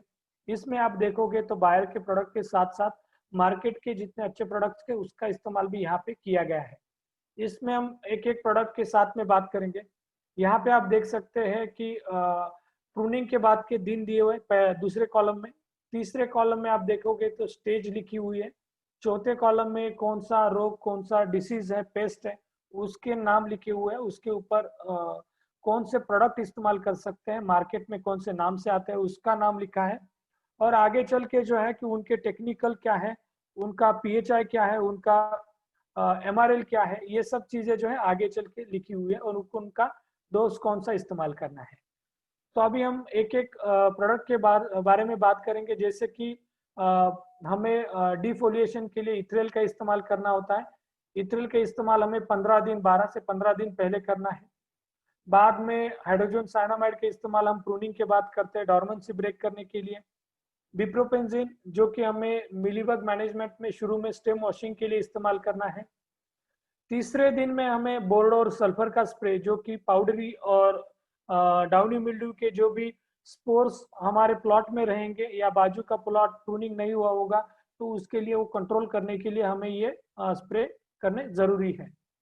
बाद में 7वें दिन जैसे कि हम स्प्राउटिंग शुरू होता है, कापसाळलेली स्टेज अपन मराठी मध्ये मी सांगेल।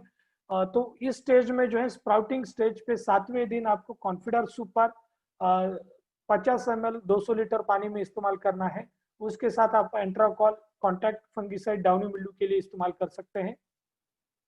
10वें दिन मेलोडिडियो, बाद में 2-3 दिन का गैप देके आगे चल के फिर से मेलोडियो का इस्तेमाल हम कर सकते हैं। 3 ग्राम प्रति लीटर पानी ऐसे मेलोडियो का इस्तेमाल करना है।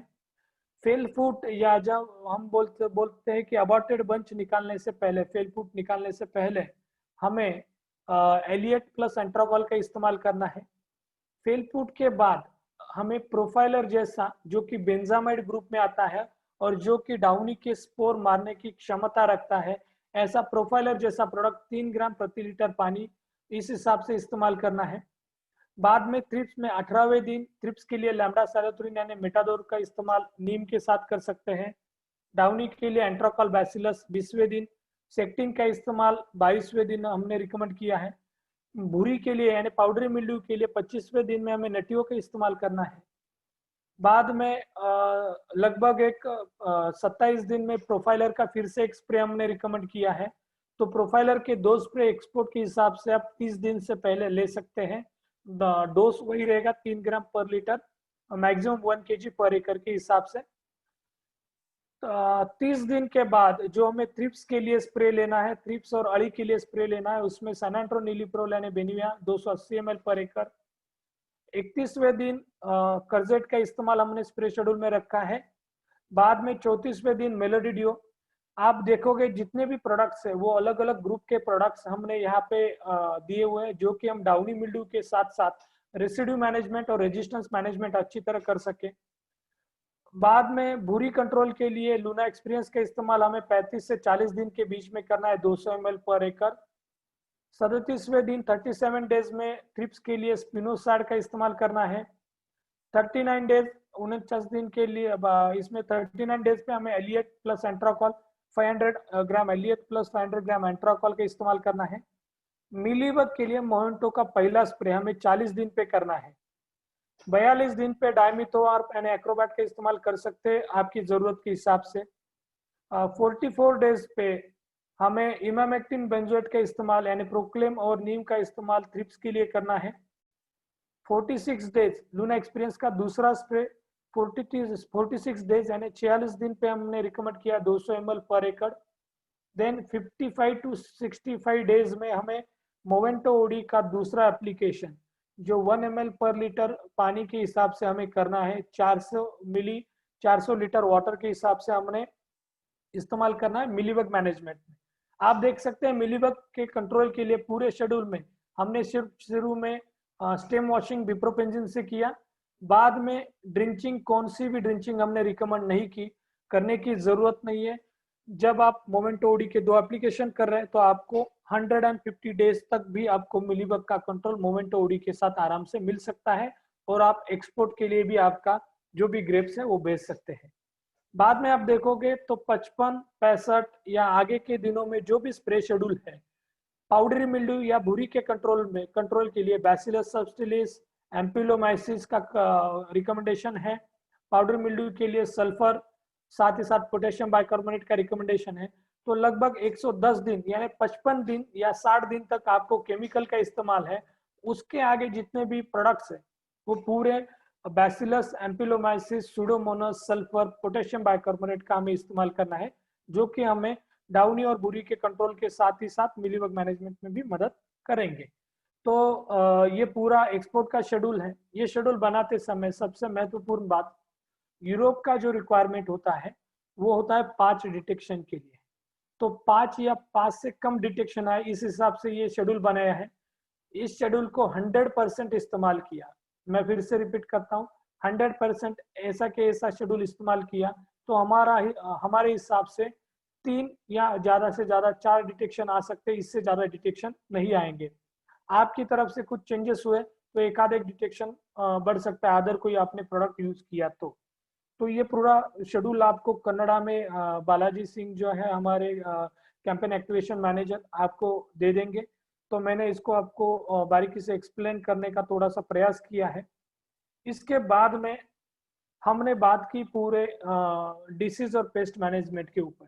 आगे चल के और एक महत्वपूर्ण बात और इम्पोर्टेंट बात मैं कहना चाहता हूँ, जो क्वालिटी ग्रेप प्रोडक्शन हमें करना है तो हमें डिसीज और पेस्ट मैनेजमेंट के साथ साथ हमें न्यूट्रिशन मैनेजमेंट, वाटर मैनेजमेंट, साथ ही साथ कैनोपी मैनेजमेंट, पीजीआर मैनेजमेंट, नई वैरायटी जैसे क्रिम्सन है तो इनका भी थोड़ा सा आइडिया या इनका इंफॉर्मेशन होना चाहिए। तो बायर ने फूड चेन के द्वारा चिली इस कंट्री से, चिली इस देश से मिस्टर ड्रैगोमिर, श्री ड्रैगोमिर को हमने इनवाइट किया था। उनके ऑनलाइन वेबिनार हमने कंडक्ट किए थे अगस्त महीने में, अगस्त मंथ में। इसकी लिंक जो है यहाँ पे लिंक दी हुई है और मैं बालाजी सर को भी इसका लिंक मैं दूंगा, तो बालाजी सर आपको ये लिंक दे सकते हैं। तो बायर इंडिया के यूट्यूब चैनल पे ये पूरे रिकॉर्डिंग्स अवेलेबल है, अंग्रेजी और मराठी में इसका ट्रांसलेशन है। तो ये पूरे वेबिनार्स आप सुन सकते हैं जिसमें आपको irrigation management, nutrition management, water management, canopy management जैसी चीजों की पूरी जानकारी यहाँ पे मिलेगी। साथ ही साथ आपको पेस्टिसाइड्स की इंफॉर्मेशन देने के लिए मैं हूँ, बालाजी सर, हम सब लोग हैं बायर की तरफ से। तो इन सब चीजों का इस्तेमाल करके आप सब लोग आपका जो भी ग्रेप का इस जो सीजन है इसको अच्छी तरह से हार्वेस्ट करें, ज्यादा से ज्यादा आपका टनेज आए, ज्यादा से ज्यादा आपका क्वालिटी प्रोडक्शन हो और ज्यादा से ज्यादा कर्नाटक से इस साल एक्सपोर्ट हो, ऐसी मैं भगवान से प्रार्थना करता हूँ। और मैं सबको आपको शुभकामना देके यहाँ पे मेरा जो प्रेजेंटेशन है ये खत्म हुआ ऐसे मैं डिक्लेयर करता हूँ। Thank you. इसके बाद जो भी क्वेश्चंस रहेंगे तो आप आपके क्वेश्चंस पूछ सकते हैं।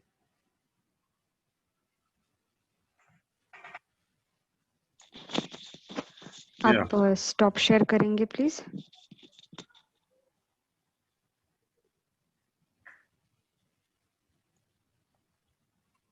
सर नमस्कार सर।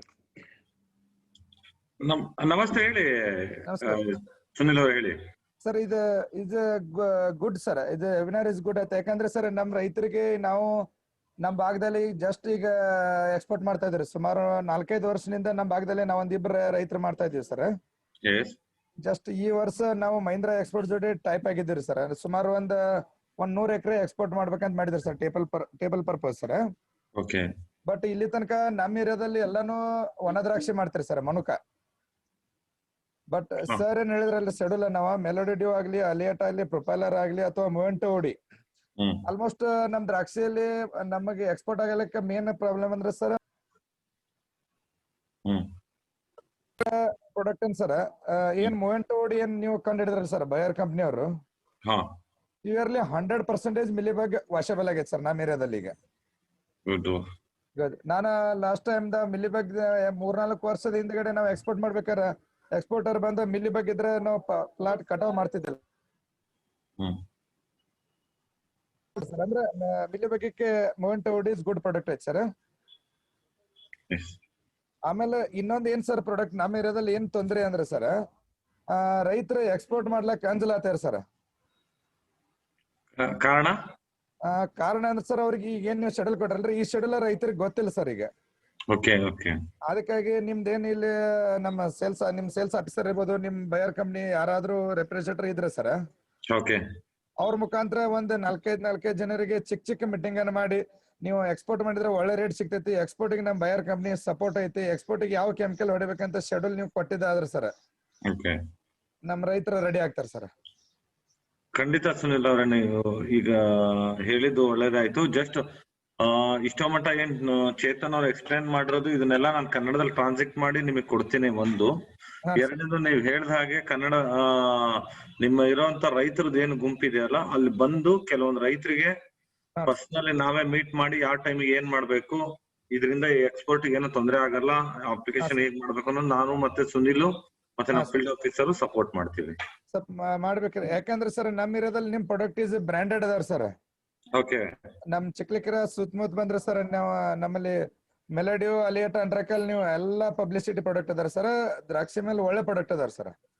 ಸುನೀಲ್, ಹಾ ಸರ್, ಎಲ್ಲರಿಗೆ ಕ್ವಶನ್ ಆನ್ಸರ್ ಮಾಡ್ಲಿಕ್ಕೆ ಮೊದ್ಲೇ ಕ್ವಶನ್ ಆನ್ಸರ್ ಆಗ್ಲಿ.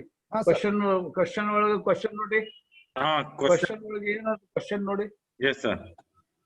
ಸರಿ ಸರ್, ಒಂದ್ ಕ್ವಶನ್ ಏನಂದ್ರೆ ಆಂಥ್ರಾಕ್ನೋಸಿಗೆ ಏನನ್ನು ಯೂಸ್ ಮಾಡಬೇಕು ಅಂತ. So मैं इसका आंसर दे दूं? या चेतन, नो प्रॉब्लम. सो इनका सवाल है कि एंथ्राक्नोज के लिए प्रोडक्ट कौन से हैं. तो सबसे पहले मैं बताना चाहता हूं कि ग्रेप में 2 टाइप के स्पॉट्स आते हैं. एक एंथ्राक्नोज होता है और एक ज़ैंथोमोनास होता है. तो एंथ्राक्नोज के लिए स्पेशली आप जो भी पाउडर मिल्ड्यू के प्रोडक्ट यूज करें या डाउनी के प्रोडक्ट यूज कर रहे हैं या कॉन्टैक्ट प्रोडक्ट यूज करें, जैसे कि बायर के इसमें पूछोगे तो एंट्राकॉल है या M45 है, अलग कंपनी से बात करोगे तो साथ ही साथ मेलोडी है या एलियट एंट्राकॉल इस्तेमाल करते हो तो आपको एंथ्राक्नोज का कंट्रोल मिल सकता है. और ज़ैंथोमोनास की बात करेंगे, जो अप्रैल प्रूनिंग में हमें बहुत ज़्यादा प्रॉब्लम आया था, सभी एरियाज में प्रॉब्लम आया था. तो इसके लिए एक प्रोडक्ट जो मैं लेबल क्लेम की बात करूंगा, तो लेबल क्लेम में एक्सपोर्ट के हिसाब से बैक्टीरियल स्पॉट के लिए एक प्रोडक्ट लेबल क्लेम आया जिसका नाम है कोनिका करके एक प्रोडक्ट है जो धानुका कंपनी का है. इसका इस्तेमाल आप 300 ग्राम पर एकड़ के हिसाब से कर सकते हैं, जो कि बैक्टीरियल स्पॉट्स के लिए काम करेगा. तो एंथ्राक्नोज और बैक्टीरिया, इसका डिफरेंस आपको मैंने बताया, और साथ ही साथ कौन से प्रोडक्ट इस्तेमाल कर सकते हैं, ये मैंने आपको आंसर किया. ಸುನಿಲ್, ನಿಮ್ ಪ್ರಶ್ನೆಗೆ ಉತ್ತರ ಏನಂದ್ರೆ, ಈ ಝ್ಯಾಂಥೋಮೋನಾಸ್ ಮತ್ತೆ ಆಂಥ್ರಾಕ್ನೋಸ್ ಎರಡೂ ಇರುತ್ತೆ. ಅದಕ್ಕೆ ನೀವು ಮಾರ್ಕೆಟ್ ಅಲ್ಲಿ ಆಂಟ್ರಾಕಾಲ್ ಮತ್ತೆ M45 ಯೂಸ್ ಮಾಡಬಹುದು. ಅದ್ರ ಜೊತೆಗೆ ಇತ್ತೀಚೆಗೆ ಧನುಕಾ ಕಂಪನಿದು ಒಂದು ಕೋನಿಕಾ ಅಂತ ಬಂದಿದೆ. It will take care of bacterial as well as anthracnose ಅಂತ ಆನ್ಸರ್ ಇದಕ್ಕೆ. ನೀವು ಈಗ ಈ ಕಡೆ ಭಾಗದಲ್ಲೆಲ್ಲ, ನಾವು ಈಗ ಬಾಗಲಕೋಟ್ ಮತ್ತೆ ಬಿಜಾಪುರದಲ್ಲಿ ಆಂಥ್ರಾಕ್ನೋಸ್ ಅಥವಾ ಝ್ಯಾಂಥೋಮೋನಾಸ್ ಇದ್ದಾಗ, ನಾರ್ಮಲಿ ಆಂಥ್ರಾಕ್ನೋಸ್ ಇದ್ದಾಗ ನಮ್ಮಲ್ಲಿ ಮೆಲೋಡಿ ಮತ್ತೆ ಅಥವಾ ಆಂಟ್ರಾಕಾಲ್ M45 ಯೂಸ್ ಮಾಡಬಹುದು. ನಾನು ಆಲ್ರೆಡಿ ಕ್ವಶನ್ ಆನ್ಸರ್ ಟೈಪ್ ಸಹಿತ ಮಾಡಿದ್ದೀನಿ. ಮತ್ತೇನಾದ್ರೂ ಕ್ವಶನ್ ಇದ್ರೆ ಕೇಳ್ಬೋದು.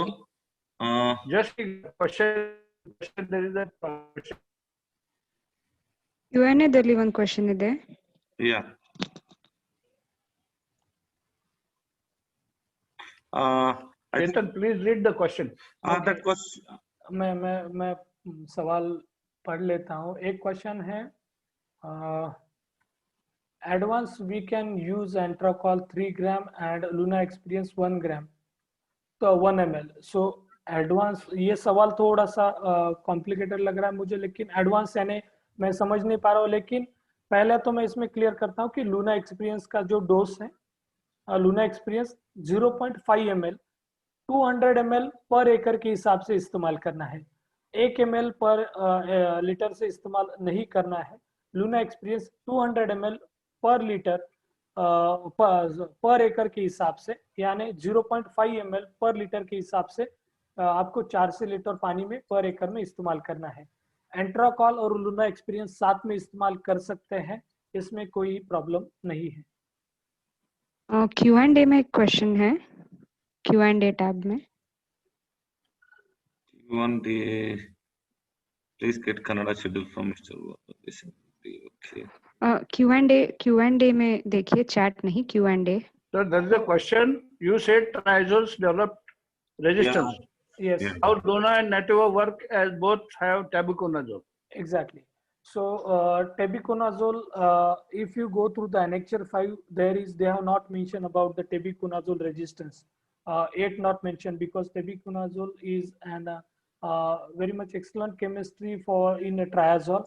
So first part. Second part, the tebuconazole used in both the products, in Luna Experience, in Netio, as a resistance management partner, basically. So major contribution for Luna Experience, the major technical is fluopyram, and tebuconazole is basically used as a combination for the resistance management point of view. So there is no issue, and just because for the resistance management point of view, resistance को control करने के हिसाब से हमने tebuconazole को उसमें इस्तेमाल किया है नेटियो एंड लूना एक्सपीरियंस में.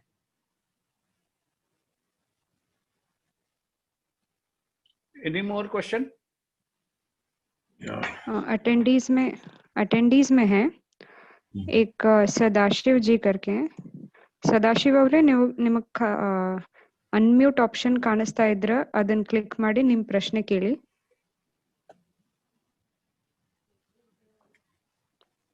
ಸದಾಶಿವ್ ಅವರೇ. ಓಕೆ, ನೆಕ್ಸ್ಟ್ ಅಶೋಕ್ ಅವರಂತಿದ್ದಾರೆ. ಅಶೋಕ್ ಅವರೇ, ನಿಮಗ ಅನ್ಮ್ಯೂಟ್ ಅಂತ ಆಪ್ಷನ್ ಕಾಣಿಸ್ತಾ ಇದ್ರೆ ಅದನ್ನ ಕ್ಲಿಕ್ ಮಾಡಿ ನಿಮ್ ಪ್ರಶ್ನೆ ಕೇಳಿ. ಅಶೋಕ್ ಮತ್ತೆ ಸದಾಶಿವ್ ಅವರ ನಿಮ್ಮ ಮೊಬೈಲ್ ಸ್ಕ್ರೀನ್ ಅಲ್ಲಿ ಅನ್ಮ್ಯೂಟ್ ಅಂತ ಆಪ್ಷನ್ ಬರುತ್ತೆ, ಅನ್ಮ್ಯೂಟ್ ಮಾಡಿ ನೀವು ಕ್ವಶನ್ ಕೇಳಬಹುದು.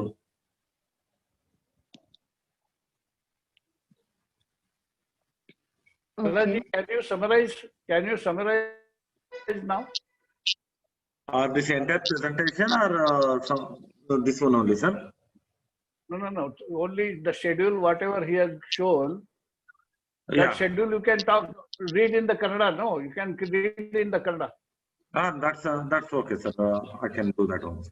Yeah, ಎಲ್ಲರಿಗೂ ನಮಸ್ಕಾರ. ಆಲ್ಮೋಸ್ಟ್ ಈಗ ಚೇತನ್ ಅವ್ರು ಹೇಳಿರೋದನ್ನ ನಾನು ಬ್ರೀಫ್ ಆಗಿ ಸ್ವಲ್ಪ. Sir Chetan sir, just one question sir.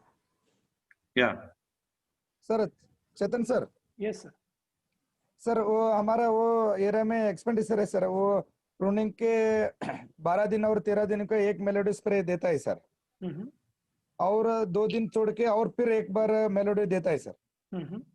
फिर क्या हो रहा है सर, वो छाटने के बाद 20 दिन के थोड़ा 17-18 दिन के जास्ती डाउनी आता है सर जी. तो वांस क्या निकल देता ना वो टाइम में. हम क्या करें सर, वो टाइम में तुम्हारा प्रोपेलर यूज करने का थोड़ा क्या प्रॉब्लम होता है क्या, नहीं तो थोड़ा बताते हैं सर. ओके. तो आपका जो सवाल है कि मैंने जैसे मेरे प्रेजेंटेशन में भी बताया कि वांस निकालने के बाद या फेल फूट या अबॉर्टेड बंचेस निकालने के बाद लगभग कुछ प्लॉट्स में 15 दिन पे निकालते, कुछ प्लॉट्स में 17 दिन पे निकालते हैं. हाँ सर. और या कुछ प्लॉट्स में 18 दिन पे. उसके बाद में वांस निकालते, यानी वहां से हम जो जहाँ पे बंच नहीं है ऐसे जो पत्ते हैं वो निकाल देते हैं, और वहां पे जो है जख्म होता है, वाउंड होता है, तो उसकी वजह से जो डाउनी के स्पोर्स है वो अंदर चले जाते हैं और आगे चल के हमें पत्तों के ऊपर डाउनी के स्पॉट्स दिखने शुरू होते हैं। हाँ सर। तो वहां पे हमें डाउनी मिल्ड्यू मैनेजमेंट के लिए हमने प्रोफाइलर का रिकमेंडेशन दिया। तो प्रोफाइलर बेसिकली जो प्रोडक्ट है ल्यूपिकुलाइड प्लस फॉस्फेटिल एल्यूमिनियम कॉम्बिनेशन प्रोडक्ट है, हाँ सर। जो कि हमें 3 ग्राम पर लीटर से इस्तेमाल करना है फेल फुट निकालने के बाद इमीडिएट। मान लो आज हमने शुरू की फेल फुट निकालना 1 फुट निकालने के लिए और दोपहर तक खत्म हो गई, तो उसके बाद उसको 3 या 4 घंटे मिल रहे हैं, बारिश नहीं है आगे 3-4 घंटे, तो आप इमीडिएट प्रोफाइलर का स्प्रे 3 ग्राम पर लीटर 400 लीटर के लिए ज्यादा से ज्यादा 1 एकड़ में आप 1 किलो तक ले सकते हैं, जो कि प्रोफाइलर आपको नॉकडाउन स्पोर किलिंग एक्शन, जो डाउनी के स्पोर से उनको मारने की क्षमता रखता है, उनको कंट्रोल करने की क्षमता रखता है। मार्केट में नहीं सर। जितने भी प्रोडक्ट्स हैं सर वो 17 दिन 18 दिन में प्रोफाइलर यूज करने का थोड़ा वो हाई रिस्क प्रोडक्ट है सर तुम्हारा। सुनील एक हाँ सर। सुनील जरा सुनो, डाउनी मिल्ड्यू में दो चीजें हमेशा याद रखो। नहीं सर, हम क्या बताते सर। अरे पहला सुनो यार, पहला सुनो। हाँ सर। डाउनी मिल्ड्यू में हमेशा 2 प्रॉब्लम होते हैं, एक प्राइमरी इन्फेक्शन और सेकेंडरी इन्फेक्शन। हाँ सर। प्राइमरी इन्फेक्शन में जब जस्ट चालू होता है सर ठीक है सर। तो प्रोफाइलर का इफेक्ट आपको 100% मिलेगा। हाँ सर। लेकिन सेकेंडरी इन्फेक्शन चालू हो गया तो आप ज्यादा से ज्यादा कॉन्टैक्ट फंजीसाइड यूज करो, एंट्राकोल यूज करो, M45 यूज करो, जायरम यूज करो। हेवी इन्फेक्शन में कॉन्टैक्ट फंजीसाइड यूज करना है, तब सिस्टमिक का काम नहीं होता है। ठीक है, ओके सर। Okay sir. ये एनआरसी का शेड्यूल है, एनआरसी का शेड्यूल। ओ ठीक है सर। हमारा क्या क्वेश्चन वो प्रॉब्लम है ना सर। आपका जो कहना था सुनील जी, आप जो बोल रहे थे कि प्रोफाइलर बेसिकली हाई रिस्क में आता नहीं है, प्रोफाइलर लो रिस्क में ही है ना सर। वो ठीक है सर। हाँ, प्रोफाइलर का इस्तेमाल आप पूरे शेड्यूल में एक्सपोर्ट के हिसाब से भी करोगे तो आप प्रोफाइलर का इस्तेमाल लगभग 2 स्प्रे आप 30 दिन के अंदर, यानी जैसे हमने बोला कि फेल फुट के बाद हम रेगुलर स्प्रे करते हैं सर। वो 23 दिन में एक स्प्रे करता है सर। हाँ, तो आप क्या करते हैं कि छोड़ के करते हैं सर स्प्रे। हाँ, आप जो क्या कर रहे हैं कि आप थोड़ा सा लेट कर रहे हैं। आप लेट कर रहे फुट निकालने के बाद इमीडिएट प्रोफाइलर का स्प्रे कीजिए। सिर्फ एक बात ध्यान में रखनी है, प्रोफाइलर या एलियट आप यूज कर रहे हैं तो आपको उसके आगे या पीछे 2 दिन पहले या 2 दिन बाद में कॉपर बेस्ड प्रोडक्ट यूज नहीं करने हैं। Okay sir. क्योंकि कॉपर और फॉस्फेटिल एल्यूमिनियम इनका थोड़ा सा क्रॉस है, तो थोड़ा सा आपको स्कॉर्चिंग आ सकता है। तो एलियट या प्रोफाइलर के इस्तेमाल से पहले 2 दिन या बाद में 2 दिन कॉपर बेस्ड प्रोडक्ट इस्तेमाल ना करें, क्योंकि फेल फुट के बाद हमारे यहाँ पे प्रैक्टिस होता है कि कॉपर बेस्ड प्रोडक्ट यूज करने की। Okay sir.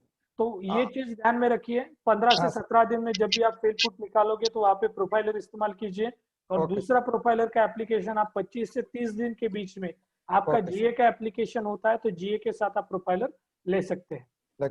और एक क्वेश्चन है सर, तो अलियट है ना सर तुम्हारा जी, तो अलियट किसका दिन में यूज करने का चलता है सर? और ड्रिप में कितना स्टेज में ड्रिप में काले देने का 1 kg को यूज होता है सर? उसका वो प्लांट का क्या यूज करता है सर? ओके, एलियट के बारे में थोड़ा सा बात करेंगे तो एलियट एक्चुअली फॉस्फेटिल एल्यूमिनियम इसका टेक्निकल है। ये ट्रूली सिस्टमिक प्रोडक्ट में गिना जाता है, यानी उसके ऊपर आप पैकेट के ऊपर भी देखोगे तो 2 बांध दिखेंगे आपको, एक ऊपर जाता है एक नीचे आता है। तो ये ट्रूली सिस्टमिक काम करता है। उसका फोलियर एप्लीकेशन करने के बाद पूरे प्लांट में चला जाएगा। और ड्रिंचिंग में ऑफिशियल कम्युनिकेशन या ये नहीं है, लेकिन ये फार्मर के एक्सपीरियंस के हिसाब से 1 kg पर एकड़ आप 25-30 दिन तक इसका इस्तेमाल कर सकते हैं एलियट का ड्रिंचिंग में। और एलियट का स्प्रे में इस्तेमाल हमें करना है तो 500 ग्राम 200 लीटर पानी। हाँ सर। और साथ ही साथ दूसरा जो स्टेज है एलियट का, फेल फुट निकालने से पहले और आगे चल के एलियट का आगे का स्प्रे जो है वो फ्लावरिंग स्टेज। फ्लावरिंग में जो हमारी कैनोपी होती है वहां पे पत्ते ज्यादा होते हैं, तो वहां पे जो रेगुलर प्रोडक्ट है वो अंदर जा नहीं सकते या उसका कंट्रोल ठीक से नहीं मिलता। एलियट ट्रूली सिस्टमिक होने की वजह से आपको पूरी डेंस कैनोपी या कॉम्पैक्ट कैनोपी में आपको कंट्रोल अच्छी तरह दे सकता है। तो इसीलिए एलियट का इस्तेमाल आप फ्लावरिंग स्टेज में जरूर कीजिए, जो कि आपको कंट्रोल या डाउनी मिल्ड्यू के कंट्रोल में इस्तेमाल करेगा या कंट्रोल देने के लिए मदद करेगा। तो और एक क्वेश्चन सर, वो क्या वो कैप्सूल ड्रॉप होता है ना सर, वो फ्लावरिंग स्टेज मिलता है ना सर आपका, वो 32 दिन तक बेचा 10 दिन का, वो क्या टाइमिंग है ना सर, उसके टाइम में बहुत डाउनी आता है सर। और वो स्टेज में तुम्हारा कंपनी वो मेलोडियो अलियट और क्या प्रोपेलर वो और एक प्रोडक्ट है ना सर तुम्हारा इन्फिनेटो सेक्टिन। हाँ सेक्टिन, वो चार प्रोडक्ट में वो अच्छा क्या करता है, नहीं तो ड्रॉपिंग ज्यादा हो रही सर, वो दूसरा कंपनी का हम यूज करता है ना सर। वो फ्लावरिंग स्टेज में वो केमिकल ज्यादा होने का, फिर वो केमिकल वो इन्फेक्शन करता है, तो मालूम चाहिए सर हमारा। ओके, तो आपको flowering start sir, flowering to 10 days में सर। तो फ्लावरिंग टू सेटिंग के बीच में हमारा यही कहना है कि आपका जो कहना है उस हिसाब से 32 टू 35 डेज के बीच में फ्लावरिंग शुरू होता है लगभग, हम एवरेज बात करेंगे तो वहाँ पे हमारा पहला एप्लीकेशन रिकमेंडेड है एंड मेलोडियो का, और बाद में आगे चल के आप एलियट एंट्राकॉल का इस्तेमाल कर सकते हैं, आपको कोई भी प्रॉब्लम नहीं होगा। हमारे यहाँ पे प्रॉब्लम क्या होता है कि हम केमिकल का इस्तेमाल डाउनी दिखने के बाद करते हैं, और मेजरली बाहर के प्रोडक्ट के बारे में यही चीज होती है कि बाहर के प्रोडक्ट थोड़े से महंगे हैं तो इसका इस्तेमाल हम बाद में करें। तो पहले हम बाकी के प्रोडक्ट इस्तेमाल कर लेते हैं और बाद में हम एलियट मेलोडी या प्रोफाइलर के ऊपर चले जाते हैं। लेकिन मेरी रिक्वेस्ट यही रहेगी कि आप एक्सपोर्ट में भी काम कर रहे हैं या लोकल में भी काम कर रहे हैं तो एलियट एंट्राकॉल के इस्तेमाल फ्लावरिंग स्टेज में रखें, जो कि आपको डाउनी मिल्ड्यू के कंट्रोल के लिए मदद करेगा और अच्छा कंट्रोल मिलेगा। Okay sir. साथ ही साथ सुनील जी, जो मैंने डाउनी मिल्ड्यू रेजिस्टेंस मैनेजमेंट में बात की थी उसके ऊपर थोड़ा सा ध्यान दीजिए। बायर कंपनी के जितने भी प्रोडक्ट्स हैं जिसमें आप देखेंगे एंट्राकॉल है जो डाइथियोकार्बामेट ग्रुप में आता है, मेलोडियो सीए ग्रुप में आता है, एलियट फॉस्फोनेट ग्रुप में आता है, प्रोफाइलर बेंजामाइड ग्रुप में आता है। ये चारों प्रोडक्ट लो रिस्क में है और अलग अलग ग्रुप में है। पांचवा प्रोडक्ट जो है सेक्टिन, ये हाई रिस्क में आता है लेकिन ये भी अलग ग्रुप में है प्रोडक्ट। तो 5 प्रोडक्ट हम अलग अलग ग्रुप के देते हैं और साथ में ही एक्सपोर्ट के शेड्यूल में भी हमने बाकी के भी प्रोडक्ट ऐड किए, तो इसका अलग अलग स्टेजेस में हमने इस्तेमाल किया, जैसे हमने रिकमेंड किया वैसे इस्तेमाल किया, तो आपको डाउनी मिल्ड्यू का कंट्रोल अच्छी तरह से मिलेगा। Thank you Sunil and Chetan G. I will ಇವಾಗ ನಾನು ಸ್ವಲ್ಪ ಚೇತನ್ ಅವ್ರು ಹೇಳಿದ್ದನ್ನ ಬ್ರೀಫ್ ಆಗಿ ಹೇಳ್ತೀನಿ. ಆಲ್ಮೋಸ್ಟ್ ಎಲ್ಲ ನಿಮಗೆ ಅರ್ಥ ಆಗಿದೆ ಅನ್ಕೋತೀನಿ. ಕನ್ನಡದಲ್ಲಿ ಒಂದ್ಸರಿ ಚೇತನ್ ಅವ್ರು ಏನ್ ಹೇಳಿದ್ದು ಅಂತ, ಈ ಗ್ರೇಪ್ ಎಕ್ಸ್ಪೋರ್ಟ್ ಗೆ ನಮ್ಮಲ್ಲಿ ಬಹಳನೇ ಚಾನ್ಸ್ ಇದೆ ಅಂತ ಸುನಿಲ್ ಅವ್ರು ಹೇಳಿದ್ದು. ಈಗ ಟಾಪ್ ಅಲ್ಲಿ ಅಂದ್ರೆ ನಾವು ಈಗ ಮಹಾರಾಷ್ಟ್ರ ಆದ್ಮೇಲೆ ನಮಗೆ ಕರ್ನಾಟಕದಿಂದ ಸ್ವಲ್ಪ ರಿಜಿಸ್ಟ್ರೇಷನ್ ಇವಾಗ ಮಾಡ್ಕೊಂಡಿದೀವಿ ಮಹೇಂದ್ರ ಇಂದ. ಸೊ ಈಗ ನೀವು ನೋಡ್ತಾ ಇರ್ಬೋದು ನಮಗೆ ಮತ್ತೆ ಆಸ್ ಆನ್ ಡೇಟ್ ನಾವು 123 MIS ರಿಜಿಸ್ಟರ್ ಮಾಡ್ಕೊಂಡಿರೋದನ್ನ ನೀವು ನೋಡ್ಬೋದು. ಅಂದಾಗೆ ನಮ್ಮಲ್ಲಿ ಎಕ್ಸ್ಪೋರ್ಟ್ ಮಾಡೋದಕ್ಕೆ ತುಂಬಾನೇ ಚಾನ್ಸಸ್ ಇದೆ ಅನ್ನೋದನ್ನ ಅವರು ಹೇಳಿದ್ದು. ಅದಾದ್ಮೇಲೆ ಮೇಜರ್ ಆಗಿ ಇರುವಂತದ್ದು ಅಂದ್ರೆ ಥಾಮ್ಸನ್ ಅಂಡ್ ಅದರ್ ವೆರೈಟಿ, ಇದನ್ನ ಯುರೋಪ್ ಕಂಟ್ರೀಸ್ ಗಳಿಗೆ ಮತ್ತೆ ಬ್ಲಾಕ್ ಜಂಬೋ ಚೈನಾಗೆ ಎಲಾಂಗೇಟೆಡ್ ಅದನ್ನ ಇದಕ್ಕೆ ಯೂಸ್ ಮಾಡ್ತಾ ಇರೋಂಥದ್ದು, ರಷ್ಯಾ ಮತ್ತೆ ಯುರೋಪಿಗೆ. ಆಮೇಲೆ ನಿಮ್ಗೆ ನೋಡ್ತಾ ಇದ್ದಾರೆ ಅವ್ರು ಹೇಳಿದ್ದು ಕೆಲವೊಂದು ಡಿಟೆಕ್ಷನ್ ಕ್ರೈಟೀರಿಯಾ ಹೇಗಿರುತ್ತೆ ಅಂದ್ರೆ, ಯುರೋಪ್ ಅಲ್ಲೆಲ್ಲ ಏನಾಗುತ್ತೆ ಮ್ಯಾಕ್ಸಿಮಮ್ 5 ಡಿಟೆಕ್ಷನ್ ಅಷ್ಟೇ ಅಲೌಡ್ ಮಾಡ್ತಾರೆ. ಚೈನಾದಲ್ಲಿ ಹೋದ್ರೆ 88 ಕೆಮಿಕಲ್ಸ್ ನ ಚೆಕ್ ಮಾಡ್ತಾರೆ.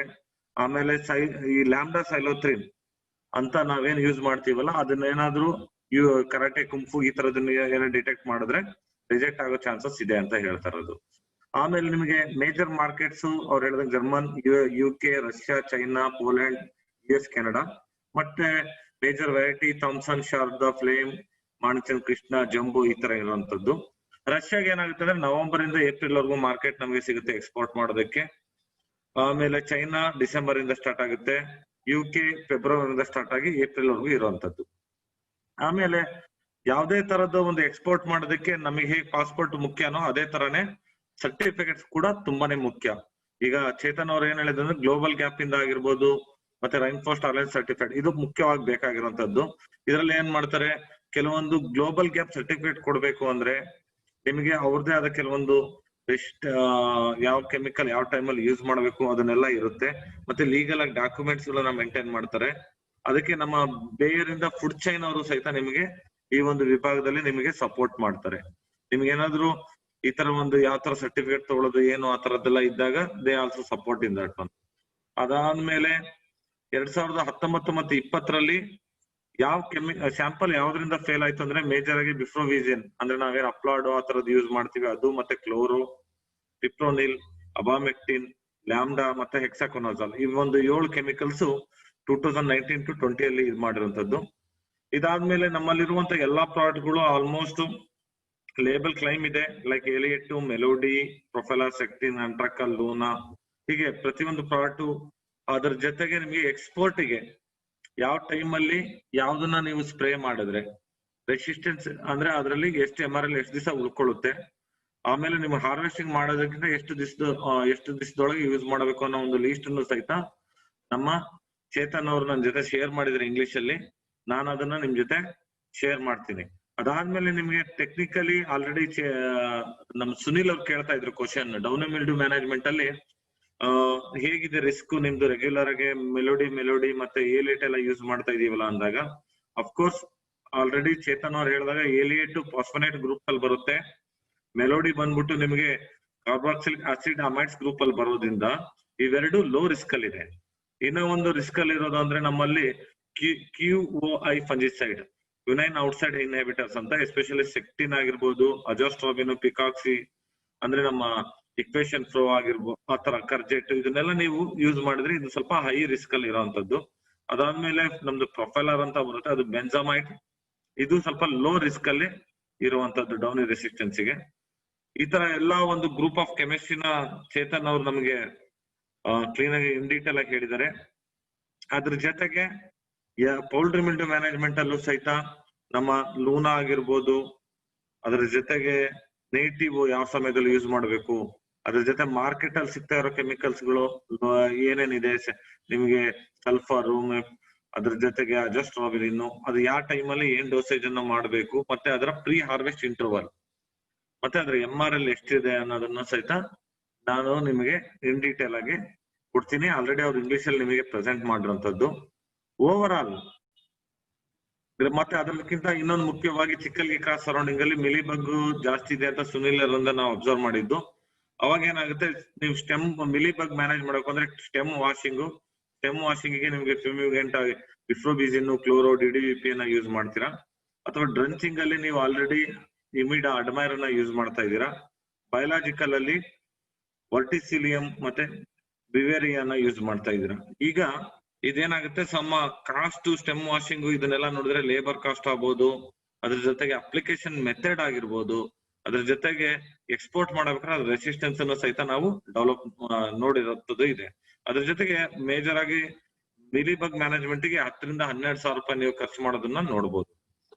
ಹಾಗಾಗಿ ಇವ್ರೇನು ನಮ್ ಚೇತನ್ ಅವ್ರ ಶೆಡ್ಯೂಲ್ ಪ್ರಕಾರ ಅಂದ್ರೆ ಈಗ ನಾವು ನಾಟ್ ಓನ್ಲಿ ಚೇತನ್ ಬಾಯರಿಂದ ನಾವು ನಿಮ್ಗೆ ಏನ್ ಹೇಳ್ತಾ ಇದೀವಿ ಅಂದ್ರೆ, ಬಿಫ್ರೋವಿಷನ್ ಅನ್ನ ಸ್ಟಾರ್ಟಿಂಗ್ ಅಲ್ಲಿ ನೀವು ಸ್ಟೆಮ್ ವಾಷಿಂಗ್ ಗೆ ಯೂಸ್ ಮಾಡಿ, ಅದಾದ್ಮೇಲೆ ಕ್ಲೋಥೈನೈಡಿನ್ ಅಂತ ಹೇಳ್ಬಿಟ್ಟು 50 WG ಇದನ್ನ ಯೂಸ್ ಮಾಡೋದು. ಇದು 60 days ನಿಮ್ಗೆ ಪ್ರೀ ಹಾರ್ವೆಸ್ಟ್ ಇಂಟರ್ವಲ್ ಇರುತ್ತೆ.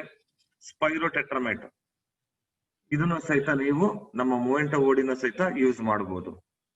ಅದಾದ್ಮೇಲೆ ಫ್ಲೀ ಬಿಟಲ್ ಇತ್ತೀಚೆಗೆ ನೀವು ನೋಡ್ತಾ ಇರ್ಬೋದು, ಮೊನ್ನೆನೂ ನಾವೊಂದೆರಡು ಫೋನ್ ಅನ್ನು ರಿಸೀವ್ ಮಾಡಿದ್ವಿ. ಎಸ್ಪೆಷಲಿ ಫ್ಲೂ ಬಿಟಲ್ಸ್ ಸ್ವಲ್ಪ ಜಾಸ್ತಿ ಆಗಿದೆ ಈ ಟೈಮ್ ಅಲ್ಲಿ. ಇದೇನಾಗುತ್ತೆ ಅಂದ್ರೆ ಸ್ಪಾಟೆಡ್ ಬಡ್ಗೆ ಮತ್ತೆ ಯಂಗ್ ಲೀವ್ಸ್ ಗೆ, ಅಂದ್ರೆ ಹೊಸದಾಗಿಂದ ಬರುವಂತ ಚಿಗುರಿಗೆ ಮತ್ತೆ ಅದರ ಜೊತೆಗೆ ಹೊಸ ಎಲೆಗಳಿಗೆ ಇದು ತುಂಬಾನೇ ಹಾನಿ ಮಾಡುವಂತದ್ದು.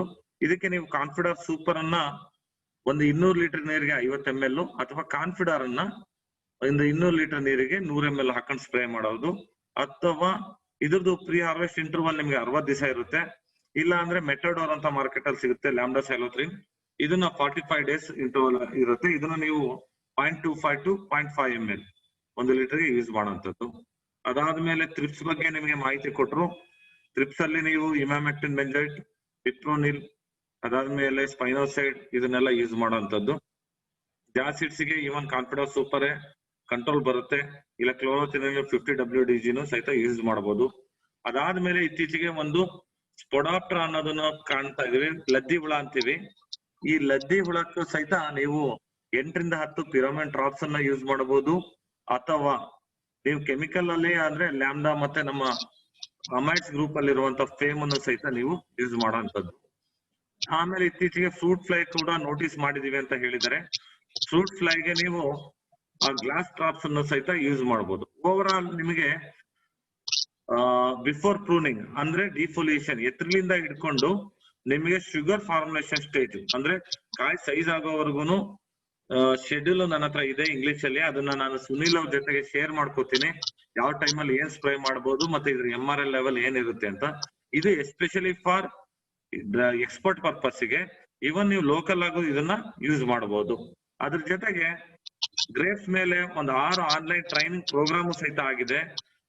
ಗ್ರೇಪ್ ಎಕ್ಸ್ಪರ್ಟ್ ಫ್ರಮ್ ಚಿಲಿಯಿಂದ ಅವ್ರನ್ನ ಕರ್ಕೊಂಡ್ ಬಂದಿದ್ದಾರೆ. ಅದನ್ನ ನೀವು ಬಾಯಲ್ ಗ್ರೇಪ್ ವೆಬಿನಾರ್ ಅಲ್ಲಿ ನೀವು ನೋಡಬಹುದು. ಅದ್ರ ಲಿಂಕ್ ಅನ್ನು ಸಹಿತ ನಾನು ನಿಮ್ಗೆ ಶೇರ್ ಮಾಡ್ಕೊತೀನಿ. ಇದಿಷ್ಟು ಚೇತನ್ ಅವರು ಈಗ ನಮ್ಗೆ ಹೇಳಕ್ಕೆ ಪ್ರಯತ್ನ ಮಾಡಿದ್ದು. ಮತ್ತೇನಾದ್ರೂ ನಿಮ್ಮ ಡೌಟ್ಸ್ ಗಳು ಇದ್ರೆ ದಯವಿಟ್ಟು ಕೇಳ್ಬೋದು. ಹಾಗೆ ಏನಾದ್ರೂ ನಿಮ್ಗೆ ಡೌಟ್ ಈ ಒಂದು ಟೈಮ್ ಅಲ್ಲಿ ನಿಮಗೆ ಕ್ವಶನ್ ಆನ್ಸರ್ ಬರ್ದೇ ಇದ್ರೆ ಸುನೀಲ್ ಅವರು ನಿಮ್ ಕಾಂಟ್ಯಾಕ್ಟ್ ಅಲ್ಲಿ ಇರ್ತಾರೆ. ನೀವು ಕಾಂಟ್ಯಾಕ್ಟ್ ಮಾಡಬಹುದು. ಮತ್ತೆ ನನ್ನ ಮೊಬೈಲ್ ನಂಬರ್ ಅನ್ನು ಸಹಿತ ನಾನು ಈ ಚಾಟ್ ಬಾಕ್ಸ್ ಅಲ್ಲಿ ಹಾಕಿದ್ದೀನಿ. ಎನಿ ಟೈಮ್ ನೀವು ನಮ್ಮನ್ನ ಡೈರೆಕ್ಟ್ ಆಗಿ ಕಾಂಟ್ಯಾಕ್ಟ್ ಮಾಡಬಹುದು. Thank you sir. ಮತ್ತೇನಾದ್ರೂ ಕ್ವಶನ್ ಇದ್ರೆ ದಯವಿಟ್ಟು ಕೇಳ್ಬೋದು. ಅಟೆಂಡೀಸ್ ನಾಗ ಅಶೋಕ್ ಅಂತ ಹೇಳಿದ್ದಾರೆ. ಅಶೋಕ್ ಅವ್ರೆ, ನಿಮಗ ಅನ್ಮ್ಯೂಟ್ ಆಪ್ಷನ್ ಕಾಣಿಸ್ತಾ ಇದ್ರೆ ಪ್ಲೀಸ್ ಅದನ್ನ ಕ್ಲಿಕ್ ಮಾಡಿ ನಿಮ್ ಪ್ರಶ್ನೆ ಕೇಳಿ. ಅಶೋಕ್ ಅವ್ರೆ.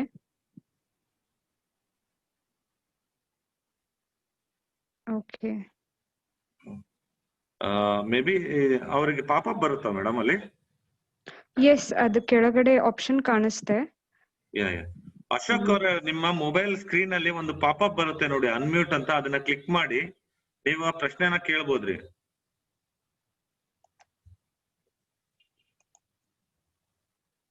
Okay, I think he is not able to ask.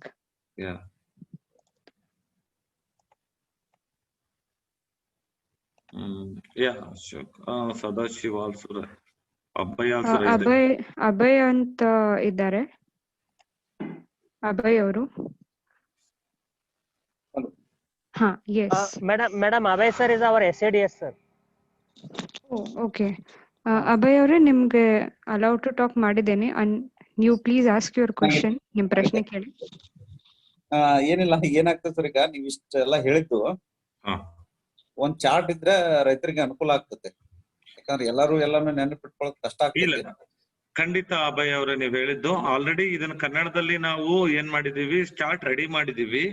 ಇವತ್ತು ಏನಂದ್ರೆ ಸ್ವಲ್ಪ ಎಕ್ಸ್ಪರ್ಟ್ ಪರ್ಪಸ್ ಗೆ ಅಂತ ಹೇಳಿ ಚೇತನ್ ಅವ್ರ ಹತ್ರ ಡಿಸ್ಕಸ್ ಮಾಡಿ ಆಲ್ರೆಡಿ ನಾನು ಶೆಡ್ಯೂಲ್ ಎಲ್ಲ ತಗೊಂಡಿದ್ದೀನಿ. ನಿಮಗೆ ಬುಧವಾರದಲ್ಲಿ ಆ ಚಾರ್ಟ್ ಅನ್ನ ಹ್ಯಾಂಡ್ ಓವರ್ ಮಾಡ್ತೀನಿ ಸರ್. ಅಲ್ಲಿ ಇನ್ನೊಂದು ಸಾಧ್ಯ ಆಗ್ತದೆ ಅಷ್ಟೇ. ಈಗ ನೀವು ಎಕ್ಸ್ಪೋರ್ಟ್ ಗೆಲ್ಲ ನಾವು ಕೊಡ್ತಾ ಇದ್ದೀರಲ್ಲ, ಕೆಲವೊಮ್ಮೆ ಏನಾಗ್ತಾವು, ನಿಮ್ ಕಂಪ್ನಿ ಬಿಟ್ಟು ಬೇರೆ ಪ್ರಾಡಕ್ಟ್ ಸೇರಿಸ್ಬೇಕಾಗ್ತದೆ. ಓಕೆ, ಹಂಗಾಗಿ ಅದೇನಾದ್ರೆ ತಮ್ಗೆ ಸಾಧ್ಯತಾ? ಖಂಡಿತ. ಈಗ ನಾವೇನ್ ಶೆಡ್ಯೂಲ್ ಕೊಟ್ಟಿದೀವಿ ಎಕ್ಸ್ಪರ್ಟ್ ಪರ್ಪಸ್ ಗೆ ಅಂತ, ನಾವು ಬರೀ ನಮ್ಮ ಕಂಪನಿಯ ಔಷಧಿನ ಕೊಟ್ಟಿಲ್ಲ. ಅದನ್ನ ಏನ್ ಮಾಡಿದೀವಿ, ಬೇರೆ ಕಂಪನಿಯ ಅವಶ್ಯವಿರುವಂತ ಕೆಮಿಕಲ್ ಗಳನ್ನ, ಅಂದ್ರೆ ಆ ಪೆಸ್ಟ್ ಆಗಿರ್ಬೋದು, ಡಿಸೀಸ್ ಆಗಿರ್ಲಿ, ಕಂಟ್ರೋಲ್ ಮಾಡೋದಕ್ಕೆ ಏನ್ ಬೇಕೋ ಅದನ್ನು ಸಹಿತ ಆ ಶೆಡ್ಯೂಲ್ ಅಲ್ಲಿ ಇದೆ. ನೀವು ನೋಡ್ಬೋದು. ನಮ್ದ್ರ ಜೊತೆಗೆ ತುಂಬಾನೇ ಕಾಂಪಿಟೇಷನ್ ಕಂಪನಿದು ಇರುವಂತದ್ದು. ಅದೇ ಈಗ ಫಾಲೋ ಮಾಡ್ಕೊಂಡು ಹೋಗುವಾಗ ಎಸ್ಪೆಷಲಿ ಫಾರ್ ಎಕ್ಸ್ಪೋರ್ಟರ್ಸ್ ಅಲ್ಲ, ನಿಮ್ಗೆ ಸಾಧ್ಯ ಆಗ್ತಿತ್ತಂದ್ರ ಎಕ್ಸ್ಪೋರ್ಟರ್ಸ್ ಒಂದ್ ಬೇರೆ, ಇದಕ್ಕೊಂದ್ ಬೇರೆ ಏನಾದ್ರು ಮಾಡಕ್ ಚಾನ್ಸ್ ಇದೆಯಾ? ಖಂಡಿತ ಮಾಡ್ಕೊಡ್ತೀನಿ. ಎಕ್ಸ್ಪೋರ್ಟ್ಸ್ ಗೆ ಯಾವ್ಯಾವ ಕೆಮಿಕಲ್ ಏನೇನು ಯೂಸ್ ಮಾಡ್ಬೇಕು, ಯಾವ ಕಂಪ್ನಿದು ಅನ್ನೋದನ್ನು ಮಾಡ್ಕೊಡ್ತೀನಿ. ಜೊತೆಗೆ ಇಲ್ಲಿ ಲೋಕಲ್ ಡೊಮೆಸ್ಟಿಕ್ ಯೂಸ್ ಮಾಡೋದಕ್ಕೂ ವಿತ್ ಇದ್ರಲ್ಲೂ ಮಾಡ್ಕೊಡ್ತೀನಿ ಸರ್, ತೊಂದ್ರೆ ಇಲ್ಲ. ಕಾಸ್ಟ್ ಬಹಳ ಡಿಫ್ರೆನ್ಸ್ ಆಗ್ಬಿಡುತ್ತೆ, ಸ್ವಲ್ಪ ವೇರಿಯೇಷನ್ ಆಗ್ತದೆ.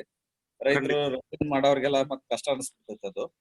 ಹಂಗಾಗಿ ನೀವು ಮಾಡುವಾಗ ಸ್ವಲ್ಪ ಒಂದ್ ಎಕ್ಸ್ಪೋರ್ಟ್ ಗೆ ಬೇರೆ ಮಾಡಿ, ಪ್ಲಸ್ ಇದಕ್ಕೊಂದು ನಮ್ಮ ಲೋಕಲ್ ಡೊಮೆಸ್ಟಿಕ್ ಮಾರ್ಕೆಟ್ ಒಂದು ಬೇರೆ ಮಾಡಿದ್ರೆ ತುಂಬಾ ಅನುಕೂಲ ಆಗುತ್ತೆ. ಖಂಡಿತ ಖಂಡಿತ ಸರ್. ಓಕೆ, ಒಂದು ಚಾಟ್ ಬಾಕ್ಸ್ ಅಲ್ಲಿ ಒಂದು ಕ್ವಶನ್ ಇದೆ. Antracol 3 kg per acre wet condition ಅಲ್ಲಿ ನಾವು ಡಸ್ಟಿಂಗ್ ಮಾಡಬಹುದು ಅಂತ. ಇದು ಅಕ್ಷಯ್ ಅವ್ರಿಂದ ಪ್ರಶ್ನೆ. ನಾ ಅವ್ರಿಗೆ ಅಲೌ ಟು ಟಾಕ್ ಮಾಡಿದ್ದೀನಿ. ಅಕ್ಷಯ್ ಅವರೇ, ನಿಮ್ ಪ್ರಶ್ನೆ ನೀವು ಕೇಳ್ಬೋದು. ನಿಮಗೆ ಅನ್ಮ್ಯೂಟ್ ಅಂತ ಆಪ್ಷನ್ ಕಾಣಿಸ್ತಾ ಇದ್ರೆ ನೀವು ಅನ್ಮ್ಯೂಟ್ ಮಾಡಿ ಕೇಳಿ. Yes, No WP should be used for dusting. Akshay, ನೀವು ಪ್ರಶ್ನೆ ಕೇಳ್ತಾ ಇದ್ದೀರಾ ಸರ್, ಆಗ್ಲೇ ಆನ್ಸರ್ ಮಾಡಿದ್ರು.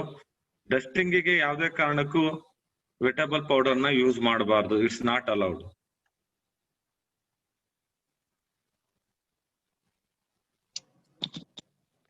Okay. Thank you I very think- much. Both of you have done a great job. Keep it up. Thank you. Wish you best season for the farmer benefit. Thank you, sir. Thank you, sir. Shashikant इधर है ना शशिकांत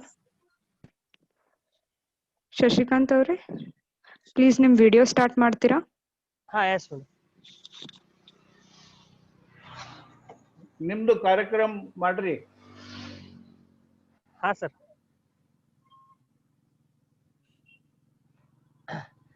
नमस्ते चेतन sir और हमारे हुबली के regional manager sir और कुलकर्णी साहब, निरीक्षा madam और हमारे बीओडी के सुनील सर और हमारे चेयरमैन अशोक खरे और इसमें पार्टिसिपेशन लिए हुए ऑल फार्मर्स को जमखंडी एफपीओ के तरफ से बहुत बहुत धन्यवाद बताता हूँ। Thank you. Thank you very much. Thank you. Thank you.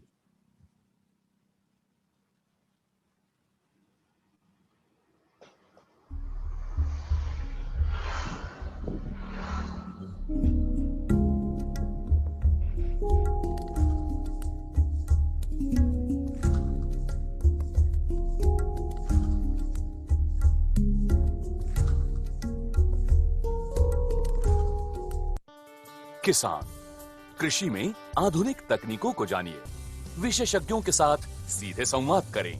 किसान ऐप डाउनलोड करें।